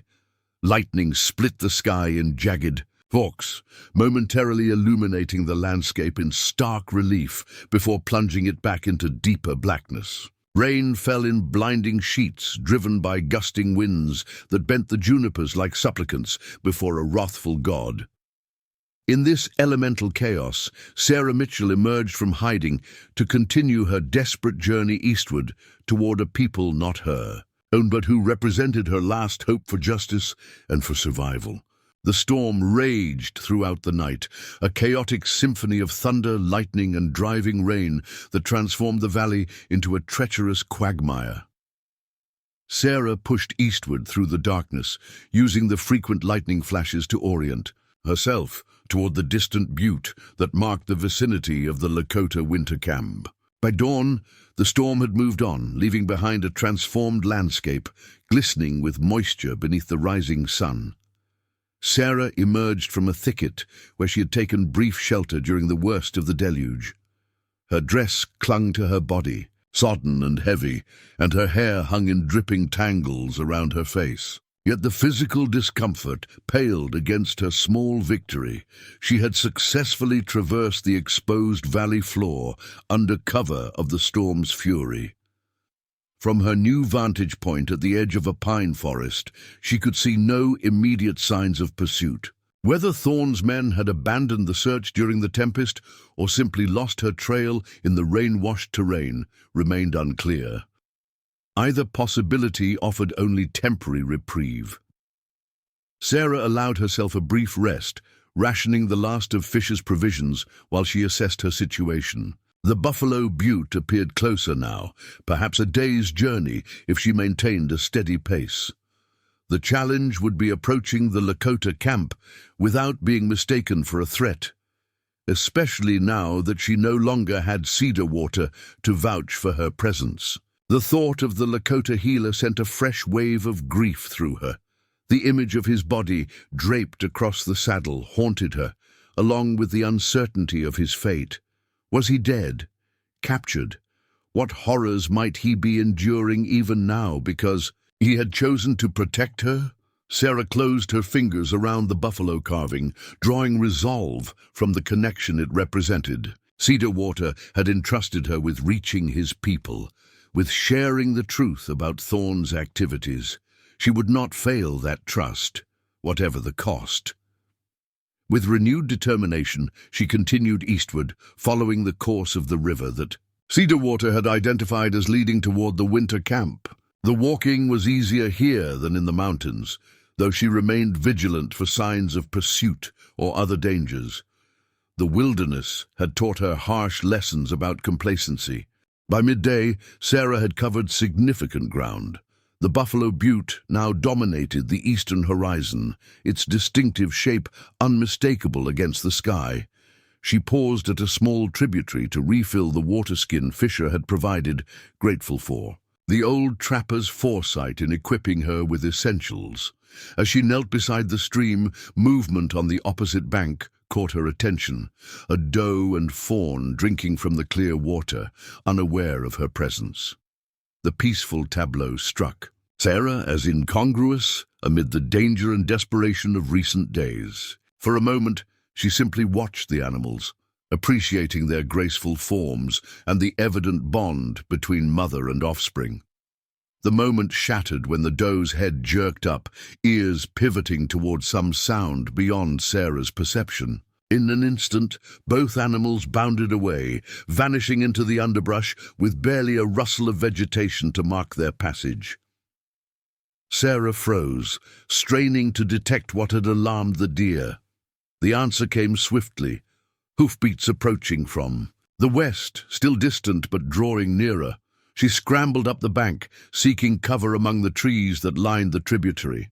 From her concealed position, Sarah watched 3 riders emerge into the small clearing by the stream, Thorne's men, following her trail despite the storm's interference. They dismounted to water their horses, conversing in tones too low for her to distinguish words. One man knelt to examine the muddy bank where she had filled her water skin, pointing out the fresh disturbance to his companions. Sarah retreated deeper into the forest, moving as silently as possible away from the tributary. Her earlier route along the river's edge was now compromised. She would need to travel through dense forest to evade her pursuers, even if it meant a less direct path to her destination. For hours, she pushed through increasingly difficult terrain, angling northeast through pine forest that gradually gave way to more open woodland. The detour lengthened her journey, but allowed her to maintain distance from the riders, whose occasional far-off voices confirmed they continued to search the more obvious route along the river. As afternoon waned toward evening, Sarah finally emerged from the forest edge to find herself facing an unexpected obstacle, a steep ravine some 30 feet deep and twice as wide, its sides eroded by the previous night's downpour. The gap extended as far as she could see in either direction, effectively blocking her eastward progress unless she found a crossing point. Exhaustion threatened to overwhelm her as she surveyed this new setback. Her body, while remarkably resilient, given her condition and experiences, had limits that couldn't be ignored indefinitely. The child within her moved restlessly, as if sensing her distress. "Just a little longer," Sarah murmured, one hand pressed against her belly. "We're almost there." Following the ravine northward, she eventually discovered a place where a fallen pine created a natural bridge across the gap. The massive trunk spanned the ravine at a slight upward angle, its upper branches still adorned with browning needles. Where they rested on the far bank, Sarah studied the makeshift crossing with trepidation. The tree appeared solid enough to bear her weight, but its rain-slicked bark offered treacherous footing. A fall from that height could prove fatal to both her and her unborn child. The sound of distant voices made the decision for her. Thorns. Men were drawing closer, perhaps having cut across the country when they lost her trail by the river. The crossing, dangerous as it was, represented her only option for continued eastward progress. Taking a deep breath, Sarah began the precarious journey across the trunk. She moved with painful slowness, centering her weight carefully with each step, using smaller branches as handholds where possible. Halfway across, the trunk shifted slightly beneath her weight, sending a shower of bark fragments into the ravine. Below, Sarah froze, heart hammering against her ribs as she waited for the tree to settle. When no further movement occurred, she continued forward with even greater caution, every muscle tense with concentration. Reaching the far side brought momentary relief, quickly tempered by the realization that her pursuers would eventually discover the same crossing. She needed to put as much distance as possible between herself and the ravine before nightfall. The terrain beyond the ravine rose gradually toward the Buffalo Butte, which now loomed larger against the darkening eastern sky. Sarah estimated she had perhaps another half-day's journey to reach the vicinity of the Lakota camp, if she could maintain her pace and avoid further encounters with Thorne's men. As daylight faded, Sarah found herself in a landscape of scattered rock formations, interspersed with stands of aspen and juniper. The undulating terrain offered decent concealment, but complicated navigation in the gathering darkness. She would need to find shelter for the night, a defensible position where she could rest without exposing herself to predators of either the animal or human variety. A cluster of massive boulders presented the best option, a natural formation with a small, protected space at its center, accessible only through a narrow gap between two towering stones. Sarah squeezed through the opening to find an area just large enough to lie down, sheltered from wind and direct line of sight from the surrounding terrain. Using the last of the daylight, she gathered a small amount of dry grass for bedding and checked her dwindling supplies. The water skin remained half full, but Fisher's provisions were exhausted. Tomorrow would bring the additional challenge of hunger unless she could forage successfully along the way. As darkness claimed the land, Sarah huddled in her stone sanctuary, drawing Fisher's pack around her shoulders for warmth. The temperature was dropping rapidly with nightfall, a reminder that even late spring in the mountains could bring dangerously cold nights. Sleep proved elusive despite her exhaustion. Each sound from the darkness beyond her shelter brought fresh tension. The cry of a hunting owl, the distant howl of wolves, the rustle of wind through aspen leaves that too closely resembled footsteps. More troubling than these natural sounds was the absence of human voices or hoofbeats. Had Thorne's men made camp for the night, or were they continuing their pursuit under cover of darkness? When sleep finally came, it brought disjointed dreams. The Collins wagon train burning, Cedar Water singing the medicine song for her child, Boston drawing rooms filled with whispering society matrons pointing accusatory fingers at her swollen belly. Sarah woke repeatedly, disoriented and anxious, until physical exhaustion finally dragged her into deeper slumber near dawn. The new day broke clear and cool, sunlight filtering through the gap in the boulders to warm Sarah's face. She stirred, slowly, every muscle protesting the previous day's exertions and the hard ground beneath her. As consciousness fully returned, so did awareness of her situation, the proximity of her goal, the dangers that still pursued her, the responsibility she carried. Emerging from her stone shelter, Sarah surveyed the terrain ahead. The Buffalo Butte dominated the landscape, much closer now than it had appeared the previous evening. Between her position and the butte lay rolling grassland interspersed with clusters of trees and rock formations. Beautiful country, but with limited cover for concealed travel. After refilling her water skin at a small seep, Sarah continued eastward, moving with renewed urgency. The open terrain made her nervously alert, eyes constantly scanning for movement that might indicate pursuit. By mid-morning, her vigilance was rewarded when she spotted distant riders cresting a ridge to the southwest, 3 mounted figures moving with the deliberate pace of trackers following a trail. Sarah quickened her pace, angling toward a line of cottonwoods that followed a dry creek bed. The trees offered concealment, at least temporarily, though their distinctive presence on the landscape would make them an obvious place for searchers to investigate. As she reached the cottonwoods, A new sound carried on the breeze, the rhythmic pounding of many hooves, approaching rapidly from the east. Sarah pressed herself against a massive trunk, peering around its girth toward the source of the sound. Riders appeared on the horizon, moving swiftly across the grassland. Not 3, but at least a dozen, their silhouettes distinct against the sky. These were not Thorne's men. Their appearance, even at this distance, was unmistakably native, with feathers and streamers adorning both riders and mounts. Lakota warriors.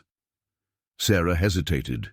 He caught between two approaching forces, Thorne's men from the west, Lakota riders from the east, with herself trapped in the narrow band of terrain between them. Cedar Water had assured her his people would offer protection, but that assurance had presumed his presence as intermediary. Alone, she represented an unknown quantity to the Lakota, potentially an enemy, or at minimum, a suspicious anomaly. Decision crystallized through necessity. Better to face potential mistrust than certain death at Thorne's hands. Taking a deep breath, Sarah stepped from the shelter of the cottonwoods into plain view, raising her arms to show she carried no weapons. The Lakota riders spotted her immediately, changing course to approach her position. They came at full gallop, spears and rifles held ready, their expressions grim beneath paint that adorned their faces in distinctive patterns of red and black. Sarah stood her ground, despite the intimidating display, one hand raised in what she hoped conveyed peaceful intent, the other instinctively protecting her belly. As the warriors surrounded her in a tight circle of prancing horses, she noted their defensive posture, not aggressive, but certainly wary. One rider, older than the others, with grey streaks in his braided hair and an elaborate headdress of eagle feathers, urged his mount forward. He studied Sarah with piercing black eyes, set in a face lined by weather and experience. White women far from white places, he observed in surprisingly clear English. Why? Sarah drew a steadying breath. I seek the Lakota winter camp, she replied, meeting his gaze directly. Cedar Water was bringing me to speak with Chief Grey Horse. A ripple of reaction passed through the warriors at the mention of Cedar Water's name. The leader's expression sharpened with interest and suspicion. You know Wichasha Wagon? Where is he now? Captured, Sarah answered, grief tightening her throat. May be killed. Men led by William Thorne took him while helping me escape. Those same men follow me now. She pointed westward, where the distant riders had drawn closer during their exchange. The leader turned to follow her gesture, his eyes narrowing as he spotted the approaching figures. A rapid exchange in Lakota followed, the warriors shifting position in response to new commands. You speak the truth about being followed, the leader acknowledged, returning his attention to Sarah. But many lies come from white mouths these days. Why should Lakota believe you know Cedar Water? In answer, Sarah withdrew the buffalo carving from her pocket, holding it out on her palm. He gave me this for protection, said it belonged to his father's father. The leader's eyes widened in recognition. He took the carving, examining it with evident familiarity before returning it to her with newfound respect. Medicine buffalo, he confirmed. Strong protection. Cedar Water would not give lightly. He studied her more carefully, noting her pregnant condition. What is your name, woman who carries new life? Sarah Mitchell. The leader nodded once, decision made. I am Running Bear, war chief under Grey Horse. You will come with us to winter camp. He gestured to a young warrior who brought forward a riderless horse. Those men will not follow where we go. With assistance, Sarah mounted the offered horse, grateful beyond words for the reprieve from walking. 4 warriors detached from the main group, turning back toward the west to intercept Thorne's approaching men. The remainder formed a protective circle around Sarah as they set off at a ground-eating trot toward the Buffalo Butte. What will happen to Thorne's men? Sarah asked Running Bear, who rode beside her. They will turn back or die, he replied, matter-of-factly. Their choice. The winter camp materialized as they rounded the northern edge of the Buffalo Butte, a sprawling village of perhaps 50 teepees arranged in a great circle along the bend of the river. Smoke rose from cooking fires, and children paused in their play to watch the returning warriors with curious eyes. Dogs barked an alert that brought people emerging from teepees to observe their approach. Running Bear led them directly to the center of the camp, where a larger teepee stood adorned with painted symbols and elaborate porcupine quill work. Here he signaled for the group to halt, dismounting with fluid grace despite his age. "Wait," he instructed Sarah, disappearing into the central teepee. She remained mounted, acutely aware of the stares from all sides, some curious, others hostile, none particularly welcoming. Women gathered in small groups, speaking softly among themselves as they assessed the strange white visitor. Children edged closer, despite mothers' cautioning calls, drawn by the novelty of her appearance. One woman separated from the others, approaching Sarah's horse with deliberate steps. She was perhaps 40, with strong features softened by intelligence and an inner composure that commanded respect without demanding it. Unlike the other women, who wore dresses of soft deer hide, she was dressed in a manner reminiscent of cedar water, traditional Lakota clothing, augmented with elements that suggested familiarity with white customs, including a silver cross that hung beside traditional medicine bundles around her neck. "I am Morning Star," she introduced herself, her English nearly as clear as Cedar Waters had been. "Sister to Wichasha Wakang." Her gaze moved to Sarah's pregnant belly, then back to her face. "You say my brother helped you?" "He saved my life," Sarah answered simply. "Multiple times. He was bringing me here to tell what I witnessed, a massacre blamed on your people but committed by white raiders." Morning Star's expression remained carefully controlled, though something flickered in her eyes at the mention of her brother's fate. "Where is he now?" Sarah repeated what she had told Running Bear, providing more details about the confrontation in the high meadow and what she had seen afterward. As she spoke, Running Bear emerged from the central teepee, accompanied by an elderly man, whose dignity and bearing immediately identified him as someone of great importance. Chief Greyhorse moved with the measured pace of advanced age, yet his eyes remained sharp and assessing as they settled on Sarah.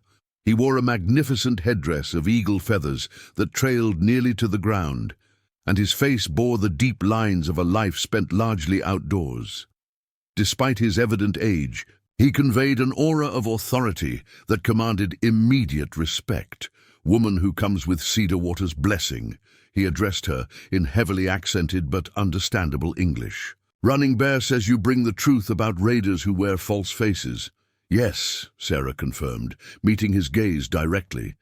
"I witnessed William Thorne's men massacre 17 settlers, including women and children. They wore feathers and paint to make it appear as if Lakota warriors were responsible." Greyhorse nodded, unsurprised by the confirmation of what his people had long suspected.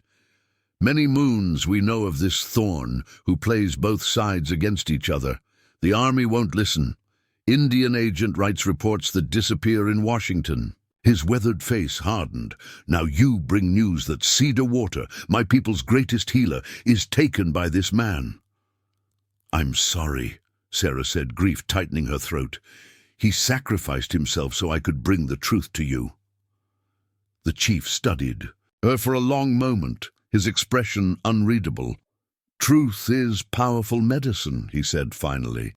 But something costly Morning Star took Sarah's horse's bridle, steadying the animal as the pregnant woman dismounted with awkward care. "You will rest in my lodge," she said, the invitation clearly an instruction rather than an offer. "Then, and council meets to hear your words in full." As Morning Star led her through the camp toward a teepee near the central circle, Sarah felt the weight of many eyes upon her. Some curious, many suspicious, a few openly hostile. She was an intruder here, regardless of Cedar Water's blessing, a representative of the people who had taken Lakota land and broken Lakota trust repeatedly. Yet she also sensed something else beneath the wariness, a grudging respect for a woman who had survived alone in the wilderness, who had earned Cedar Water's trust, who had brought important truth to their council despite great personal risk. Whether that respect would translate to acceptance or even to help in her desperate situation remained to be seen. For now, Sarah could only honor Cedar Water's sacrifice by presenting her testimony with complete honesty, whatever reception it might receive. Morning Star paused before a well-maintained teepee decorated with painted symbols similar to those Sarah had seen in Cedar Water's medicine pouch. "This was my brother's lodge when he stayed in winter camp," she explained, holding the entrance flap open. "Now you rest here until the council calls." Sarah ducked through the low entrance, moving into a space that immediately evoked Cedar Water's presence, neat, orderly, with bundles of dried plants hanging from the lodge poles and small carved fetishes arranged around a central fire pit. The familiar sense of sage and cedar brought an unexpected wave of emotion that Sarah struggled to control. "He lives still," Morningstar said unexpectedly, correctly interpreting Sarah's reaction. "I would know if his spirit had crossed over." Her dark eyes, so similar to her brother's, held Sarah's with quiet intensity. "Rest now. When the council meets, you will need all your strength to tell the story that must be told." With that cryptic reassurance, she departed, leaving Sarah alone in the lodge of the man who had saved her life, a temporary sanctuary in a community balanced on the knife edge between hospitality and hostility, where her words might bridge cultural divides or deepen existing wounds, depending on how they were received. The Lakota Council convened as twilight descended over the winter camp. Sarah had rested in Cedar Water's lodge for several hours, tended by Morning Star, who brought food, clean clothing, and a silent but watchful presence that was neither friendly nor hostile. The healer's sister had examined Sarah's condition with professional detachment, mixing a tea similar to what Cedar Water had given her for the child's stability. Now, wrapped in a borrowed Lakota blanket against the evening chill, Sarah followed Morning Star toward the central fire where the council had gathered. The flames illuminated a circle of elders seated on buffalo robes, 15 men of varying ages, all regarding her with expressions ranging from open curiosity to thinly veiled hostility. Chief Grey Horse occupied the position of honor, his elaborate headdress replaced by a simpler band adorned with a single eagle feather. To his right sat Running Bear, his face now washed clean of the warrior paint he had worn earlier. The remaining council members represented various aspects of tribal leadership: war chiefs, spiritual leaders, respected hunters, and elders whose weathered faces spoke of decades of experience. "Come," Grey Horse instructed, gesturing to an empty space directly across from his position. "Sit.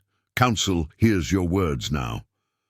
Sarah lowered herself carefully onto the indicated buffalo robe, acutely aware of the many eyes studying her every movement. Morning Star remained standing slightly behind her, a presence that offered subtle support, though no guarantee of advocacy. "I am told you witnessed William Thorne's raiders attack a wagon train," Grey Horse began without preamble. "That they disguised themselves as Lakota warriors to blame our people. Tell what you saw from beginning to end. Leave nothing out." Sarah took a deep breath, centering herself before this crucial testimony. The firelight danced across the serious faces surrounding her, highlighting the significance of the moment. These were not merely curious listeners, but judges weighing the value and veracity of her words. She began with the Collins wagon train, the 17 souls who had welcomed, a pregnant widow without many questions, the journey that had progressed without incident until that final morning. Her voice remained steady as she described the attack in detail, the methodical slaughter, her concealment in the tall grass, the clear view she'd had of the attackers as they removed native disguises once the killing was complete. They spoke English among themselves, she emphasized. They used white men's curses, white men's names. One called another Jenkins. Their leader was addressed as Boss, and later as Thorn. They took only valuables, money, jewelry, weapons, left food and supplies behind. The council listened without interruption, their expressions revealing nothing. Only when Sarah described her later encounter with the same men at their camp, where she had overheard their explicit discussion of blaming the Lakota for the massacre, did murmurs of anger ripple through the circle. She continued chronologically, explaining her desperate flight, the approaching winter, the moment Cedar Water had found her half dead beside the fallen log. At the mention of the healer, several council members exchanged meaningful glances. Cedar Water tended my wounds, prevented my child from coming too early, Sarah explained, her voice softening with gratitude and grief.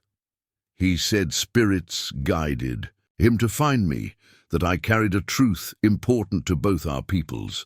She detailed their journey together, the skills Cedar Water had shared, his explanation of Thorn's strategy of inciting conflict between settlers and native tribes. When she reached the final confrontation in the high meadow, Sarah's voice threatened to break, but she forced herself to continue, describing Cedar Water's sacrifice, her own flight, what she had witnessed of his capture. He gave his freedom, perhaps his life, so that I could bring this testimony to you, she concluded, meeting Grey Horse's steady gaze.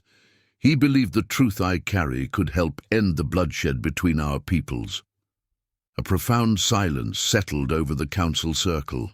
As her words faded into the crackling of the fire, Grey Horse studied her face with penetrating intensity, searching for any sign of deception or embellishment. Finally, he turned to the council members, speaking rapidly in Lakota. A vigorous discussion ensued, with various elders contributing. Perspectives and questions Sarah couldn't understand.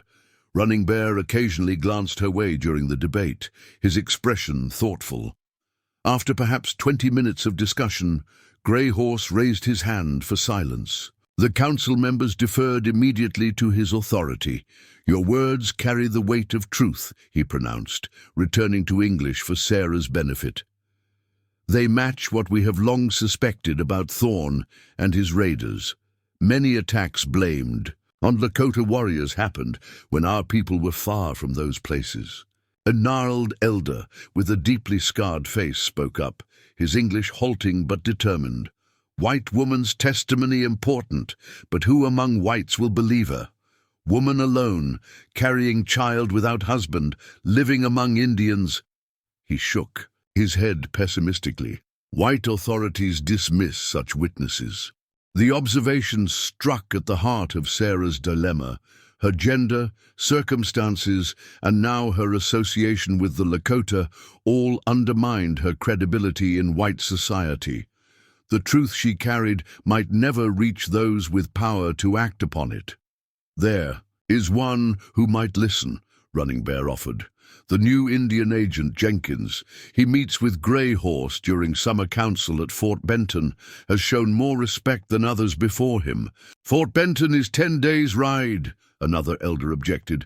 By then, Thorn will have spread his lies about the Collins train. Army may already prepare punishment against our people. And what of Cedar Water? Morning Star interjected, speaking for the first time since the council began. My brother sacrificed for this truth. Do we abandon him to Thorn's cruelty? Grey Horse's weathered face revealed the weight of leadership, balancing the tribe's safety against obligations to a respected healer, weighing immediate action against strategic patience. Cedar Water lives, he said finally, with quiet certainty. Thorn keeps him alive to learn what he knows, who he has spoken with. His gaze returned to Sarah. Which means you remain in great danger. Thorn will not stop hunting the last witness who can expose his crimes. "What will you do?" Sarah asked, directing the question to the chief, but including the entire council in her gaze. Grey Horse conferred briefly with Running Bear before responding. "Council has decided. We send riders to other Lakota bands, warn them of Thorn's latest deception. Another group will travel secretly to Fort Benton, seeking an audience with Agent Jenkins." He held Sarah's gaze steadily. "And warriors will track Thorn's men, find where they hold cedar water." The decisions reflected a measured approach, neither passive acceptance nor hasty retaliation, but deliberate action on multiple fronts. Sarah felt a surge of hope that justice might yet be possible, that Cedar Water's sacrifice might not be in vain. "What about me?" she asked, one hand resting protectively on her swollen belly. "I want to help find Cedar Water, to testify to the agent." A ripple of surprise passed through the council at her willingness to continue placing herself at risk. Morning Star stepped forward, placing a hand on Sarah's shoulder. "My brother's medicine shows the child is coming soon," she said firmly. "Within a moon cycle. You cannot travel far now." "She speaks the truth," Grey Horse confirmed. "You remain here in winter camp until the child arrives safely. Then we discuss what comes next." Though part of Sarah wanted to protest, to insist on more active involvement, she recognized the wisdom in their decision. Her primary responsibility remained to her unborn child, who had already endured far more peril than any infant should before drawing first breath. "I accept your counsel," she said formally, inclining her head to Grey Horse, "and I thank you for your protection." The chief acknowledged her acceptance with a dignified nod. "Tomorrow, warriors ride out. Tonight we honor Cedar Water's sacrifice. With prayer and ceremony." He rose, signaling the council's conclusion. "Morning Star will show you our ways. You are under Lakota protection now." The formal dismissal transformed the atmosphere immediately. Council members dispersed to prepare for the evening ceremony, while women and children, who had been watching from a respectful distance, approached with greater openness. The decision of the council clearly carried significant weight. Sarah had been granted provisional acceptance, if not yet full belonging. Morning Star guided her back through the camp, explaining what would happen during the night's ceremony. "We pray for my brother's safe return, for your child's strength, for truth to find its way to those who need it." She paused before Cedar Water's lodge. "You will stay here tonight. Tomorrow we will prepare a proper place for you." "I don't want to displace anyone," Sarah protested. "I can sleep anywhere." "My brother's lodge stands empty when he travels," Morning Star interrupted. "He would want you here." Her expression softened slightly. "He saw something in you worth saving, worth protecting. That carries weight among our people." Before Sarah could respond, commotion erupted at the camp's perimeter. Shouts, the pounding of hooves, dogs barking in alarm. Morning Star tensed, her hand moving instinctively to the knife at her belt. Running Bear appeared, moving quickly toward them. "Scouts report riders approaching from the south," he announced grimly. "Many men, heavily armed. Thorn comes." "How?" Morning Star demanded. "How did they find winter camp so quickly?" Running Bear's expression darkened. "Treachery or torture? Either way, they come with purpose." He turned to Sarah. "They hunt for you, for the truth you carry." Cold fear washed through Sarah, not primarily for herself, but for the Lakota who had offered protection. "I should leave," she said urgently. "Draw them away from your people." "No time," Running Bear countered, "and you would not survive alone." He exchanged rapid words with Morning Star in Lakota before continuing. "Grey Horse orders women, children, and elders to retreat to sacred caves north of camp. Warriors prepare defense." Morning Star grasped Sarah's arm. "Come, we are going now." "Wait," Sarah resisted, an idea forming through her fear. "Thorn wants me silenced because of what I witnessed." What if I could speak to all whites at once, make the truth known so widely it cannot be buried? Running Bear frowned. What do you mean? The Army patrol at Fort Benton, Sarah explained, thoughts racing ahead. If they could be brought here, made to witness Thorne's attack on a peaceful Lakota camp. Risky, Morningstar cut in. Army often shoots first, asks questions later. But if they saw with their own eyes, Sarah persisted, saw white raiders attacking Indians, not the other way around, wouldn't that be a powerful truth? Running Bear considered briefly, respect, flickering in his dark eyes. Bold thinking, but how to bring an army patrol here in time? Fastest riders, Morningstar suggested, catching the strategy. Northern Trail to Fort Benton relay system. A swift exchange in Lakota followed, Running Bear nodding with growing approval. It might work, he conceded. Grey Horse must decide. The chief, already directing defensive preparations, listened intently to Running Bear's explanation of Sarah's proposal. His aged face remained impassive, but his eyes revealed careful calculation of risks and potential benefits. Dangerous gamble, he said finally, but big stakes deserve bold play. He turned to a young warrior nearby. Swift Antelope, take 3. Fastest riders, race to Fort Benton. Tell the Army Patrol that white raiders attack Lakota winter camp. Mention Collins' wagon train.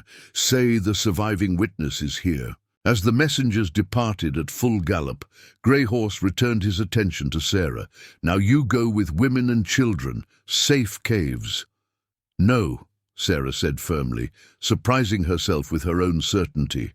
I stay. When Thorne arrives, he must see me. Know his secret dies with neither me nor Cedar Water. Too dangerous, Morningstar objected. Child. My child's future depends on ending this cycle of violence and blame, Sarah countered. I won't hide while others fight for the truth I carry. Grey Horse studied her with a new assessment in his gaze. Cedar Water chose well, he said finally. You have a warrior spirit in a woman's body. He nodded once. Decision made. You stay, but protected. No unnecessary risk. As twilight deepened into full darkness, the winter camp transformed from peaceful village to defensive position. Warriors took up strategic locations around the perimeter, while women and children, except those few who refused evacuation, made their way northward toward the sacred caves. Morningstar remained with Sarah, outfitting her with a Lakota dress and moccasins that allowed greater freedom of movement than her borrowed settler clothing. If fighting comes, she instructed, stay low, stay behind cover, not just for your sake. Her hand briefly touched Sarah's pregnant belly, the gesture surprisingly gentle from the otherwise stoic woman. From their position near the central lodge, they soon heard the approaching riders, at least 20 mounted men advancing without an attempt at stealth, confident in their superior numbers and firepower. Thorne clearly expected little resistance from what he likely assumed was an unprepared camp. Running Bear materialized beside them, his face painted for battle, bearing Cedar Water's medicine pouch. Found in Thorne's saddlebags, he explained, handing it to Morningstar. Brother lives. Scouts report he is held under guard at the rear of Thorne's group. Hope surged through Sarah at this confirmation. Can we free him? Warriors are already positioning for that purpose, Running Bear replied, with grim satisfaction. When the attack begins, a small group circles behind, takes Cedar Water while the main force is distracted. The strategy reflected the Lakota's intimate knowledge of the terrain and their skill at coordinated warfare, advantages Thorne likely underestimated due to the prevailing prejudices of white society. The first shots rang out moments later, Thorne's. Men firing indiscriminately into the camp from the southern approach. They were met with disciplined response from hidden Lakota warriors, whose accurate fire immediately unhorsed 2 of the attackers. From her sheltered position, Sarah caught glimpses of the battle unfolding. Thorne's men had expected to raid a sleeping camp. Instead, they faced prepared defenders who used the terrain to maximum advantage. Warriors fired from concealed positions, moved quickly to new locations, and gradually channeled the attackers into a natural depression where their horses became liabilities rather than assets. Through gaps in the defensive line, Sarah spotted a figure that matched Cedar Water's descriptions of William Thorne, tall, broad-shouldered, with a distinctive scar running from his left eye to his jaw. He shouted orders from horseback, visibly frustrated as his raid devolved into a chaotic firefight. The battle had raged for perhaps 20 minutes when a new sound cut through the gunfire, a bugle call, crisp and authoritative, followed by the rhythmic pounding of many hooves approaching from the north. The army patrol, Morningstar breathed, her expression caught between hope and apprehension. "They come!" The soldiers appeared silhouetted against the night sky atop the northern ridge, at least 30 mounted men in the unmistakable uniforms of the U.S. cavalry, led by an officer whose raised hand halted their advance as he surveyed the scene below. The gunfire faltered as both Thorne's raiders and the Lakota warriors registered the new development. In the momentary lull, Sarah made her decision. Despite Morningstar's attempt to restrain her, she moved forward into the open space between defensive positions, clearly visible to both the raiders and the newly arrived soldiers. "Captain," she called to the officer, her voice carrying across the battlefield with surprising strength. "I am Sarah Mitchell, survivor of the Collins Wagon train massacre. These men," she pointed toward Thorne and his raiders, "murdered 17 settlers and blamed the Lakota. They've attacked this peaceful camp to silence me." Her bold declaration created a moment of profound confusion. The cavalry officer signaled his men to maintain position as he tried to make sense of the unexpected situation. A white woman, visibly pregnant, defending a Lakota camp against white attackers. Thorne recovered quickly, shouting his counter-narrative. "She's delusional.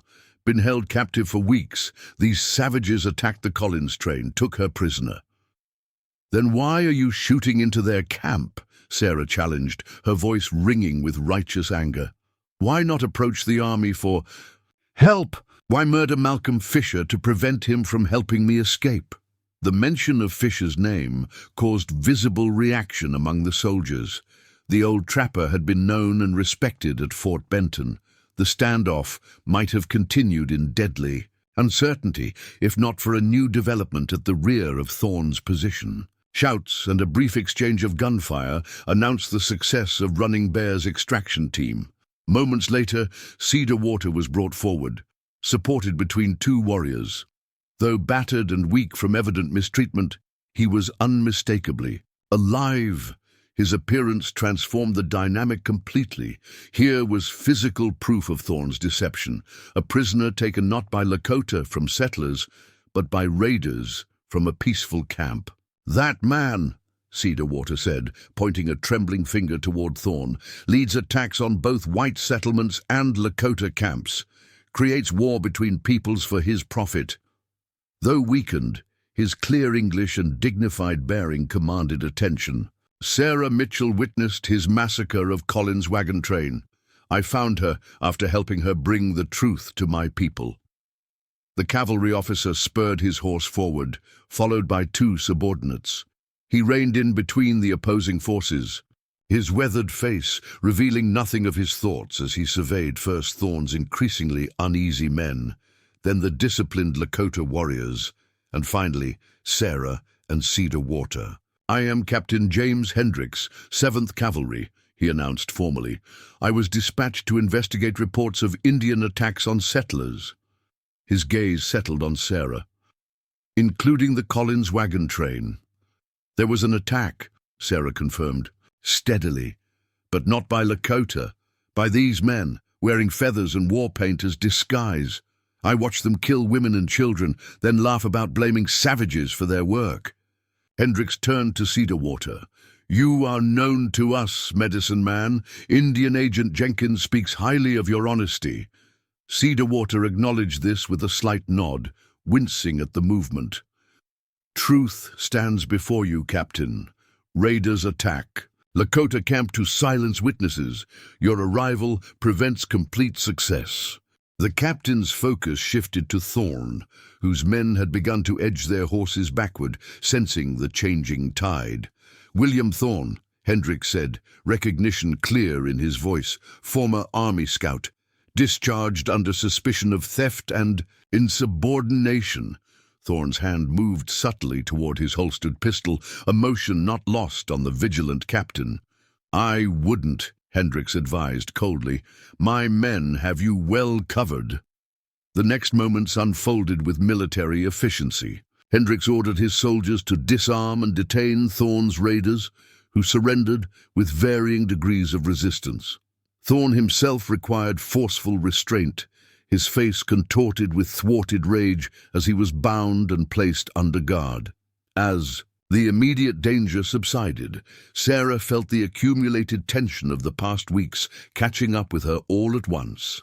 She swayed slightly, steadied by Morningstar's strong hand at her elbow. "Sit now," the healer commanded gently. "Excitement is not good for a child." Cedarwater limped toward them, his face bruised but his eyes brightening at the reunion. "Sarah Mitchell," he greeted her formally. "You carried the truth well, brought it where needed most." "You're alive," she responded, relief washing through her in overwhelming waves. "I feared. Thorn kept me alive for questioning," Cedarwater explained, lowering himself carefully beside her. "Wanted to know who else knew of his raids, where you had gone." A hint of his former slight smile touched his lips. "I told him spirits hid you from his sight. Was not entirely untrue." Captain Hendricks approached, removing his hat respectfully. "Mom, I'll need a full statement from you about the Collins massacre. From both of you," he added, including Cedarwater in his gaze. "There will be an official investigation now." "Will the Army believe a woman's testimony?" Sarah asked directly. "A woman who lived among the Lakota." Hendricks considered her question seriously. "Ordinarily, I'd say the odds were against it. But circumstances speak loudly here. Thorn attacks a peaceful camp, the Lakota's restraint in defense rather than aggression." He glanced toward Greyhorse, who was conferring with Running Bear nearby. "And I've had my suspicions about these so-called Indian raids for some time. Too convenient, too precisely timed to inflame tensions whenever peace seems possible." The captain's frank assessment suggested a man more thoughtful than the typical frontier military officer, someone who might actually ensure justice was served, rather than merely going through procedural motions. "There's one more matter requiring immediate attention," Hendricks continued, his tone softening as he glanced at Sarah's condition. "You appear to be nearing your time, Mrs. Mitchell. I can arrange transport to Fort Benton, where we have a doctor." "And proper facilities?" "No," Sarah interrupted firmly. "My child will be born here, among the people who saved both our lives." She looked at Cedarwater and Morningstar. "If they'll permit it." Morningstar answered for both of them, her usually stern features warming with unexpected acceptance. "The child carries two worlds within. Right that it should be born in the space between, with healers from both traditions attending." Cedarwater nodded agreement, reaching into his recovered medicine pouch to produce the carved buffalo. "Medicine buffalo protected, Mother," he said, placing it once more in Sarah's palm. "Now, watch over the child's arrival, too." As dawn broke, over the Montana wilderness, illuminating the aftermath of the night's confrontation, Sarah Mitchell found herself in a position she could never have imagined when fleeing Boston's scandalized whispers months earlier. She sat among the Lakota, a witness whose truth had been heard, a woman whose courage had been recognized, an expectant mother whose child would be born into a world where perhaps, just perhaps, the cycle of violence and retribution might be interrupted by the power of testimony, freely given and honestly received. The future remains uncertain. Thorne would face military justice, but the deeper prejudices that had enabled his strategy of division would not disappear overnight. The Lakota winter camp had survived this threat, but others would inevitably follow as white settlement continued. Its relentless expansion. Yet as Cedar Water had taught her during their journey through the wilderness, each truth matters in a time of many lies. Her truth, his truth, the shared truth of what had transpired, all formed medicine powerful enough to heal at least some of the wounds between their peoples. Sarah rested her hand on her belly, feeling the child move beneath her palm. This new life, conceived in shame but carried through extraordinary circumstances to this moment of possibility, would enter a complex world of conflicting cultures and competing narratives. But it would also carry the legacy of Cedar Water's wisdom, of the Lakota's protection, of its mother's transformation from frightened widow to determined survivor. Two worlds, she murmured, echoing Morningstar's words. Not divided but connected. Cedar Water nodded, understanding her meaning perfectly. The strongest medicine, he agreed softly. Bridges, not walls. As the sun climbed higher, bathing the winter camp in golden light that promised healing and new beginnings, Sarah Mitchell closed her fingers around the buffalo carving and prepared for the next chapter of her unexpected journey, one that would begin, appropriately enough, with birth amid a people who had taught her the true meaning of survival. Up next, you got two more standout stories right on your screen. If this one hits the mark, you won't want to pass these up. Just click and check them out. And don't forget to subscribe and turn on the notification bell so you don't miss any upload from us.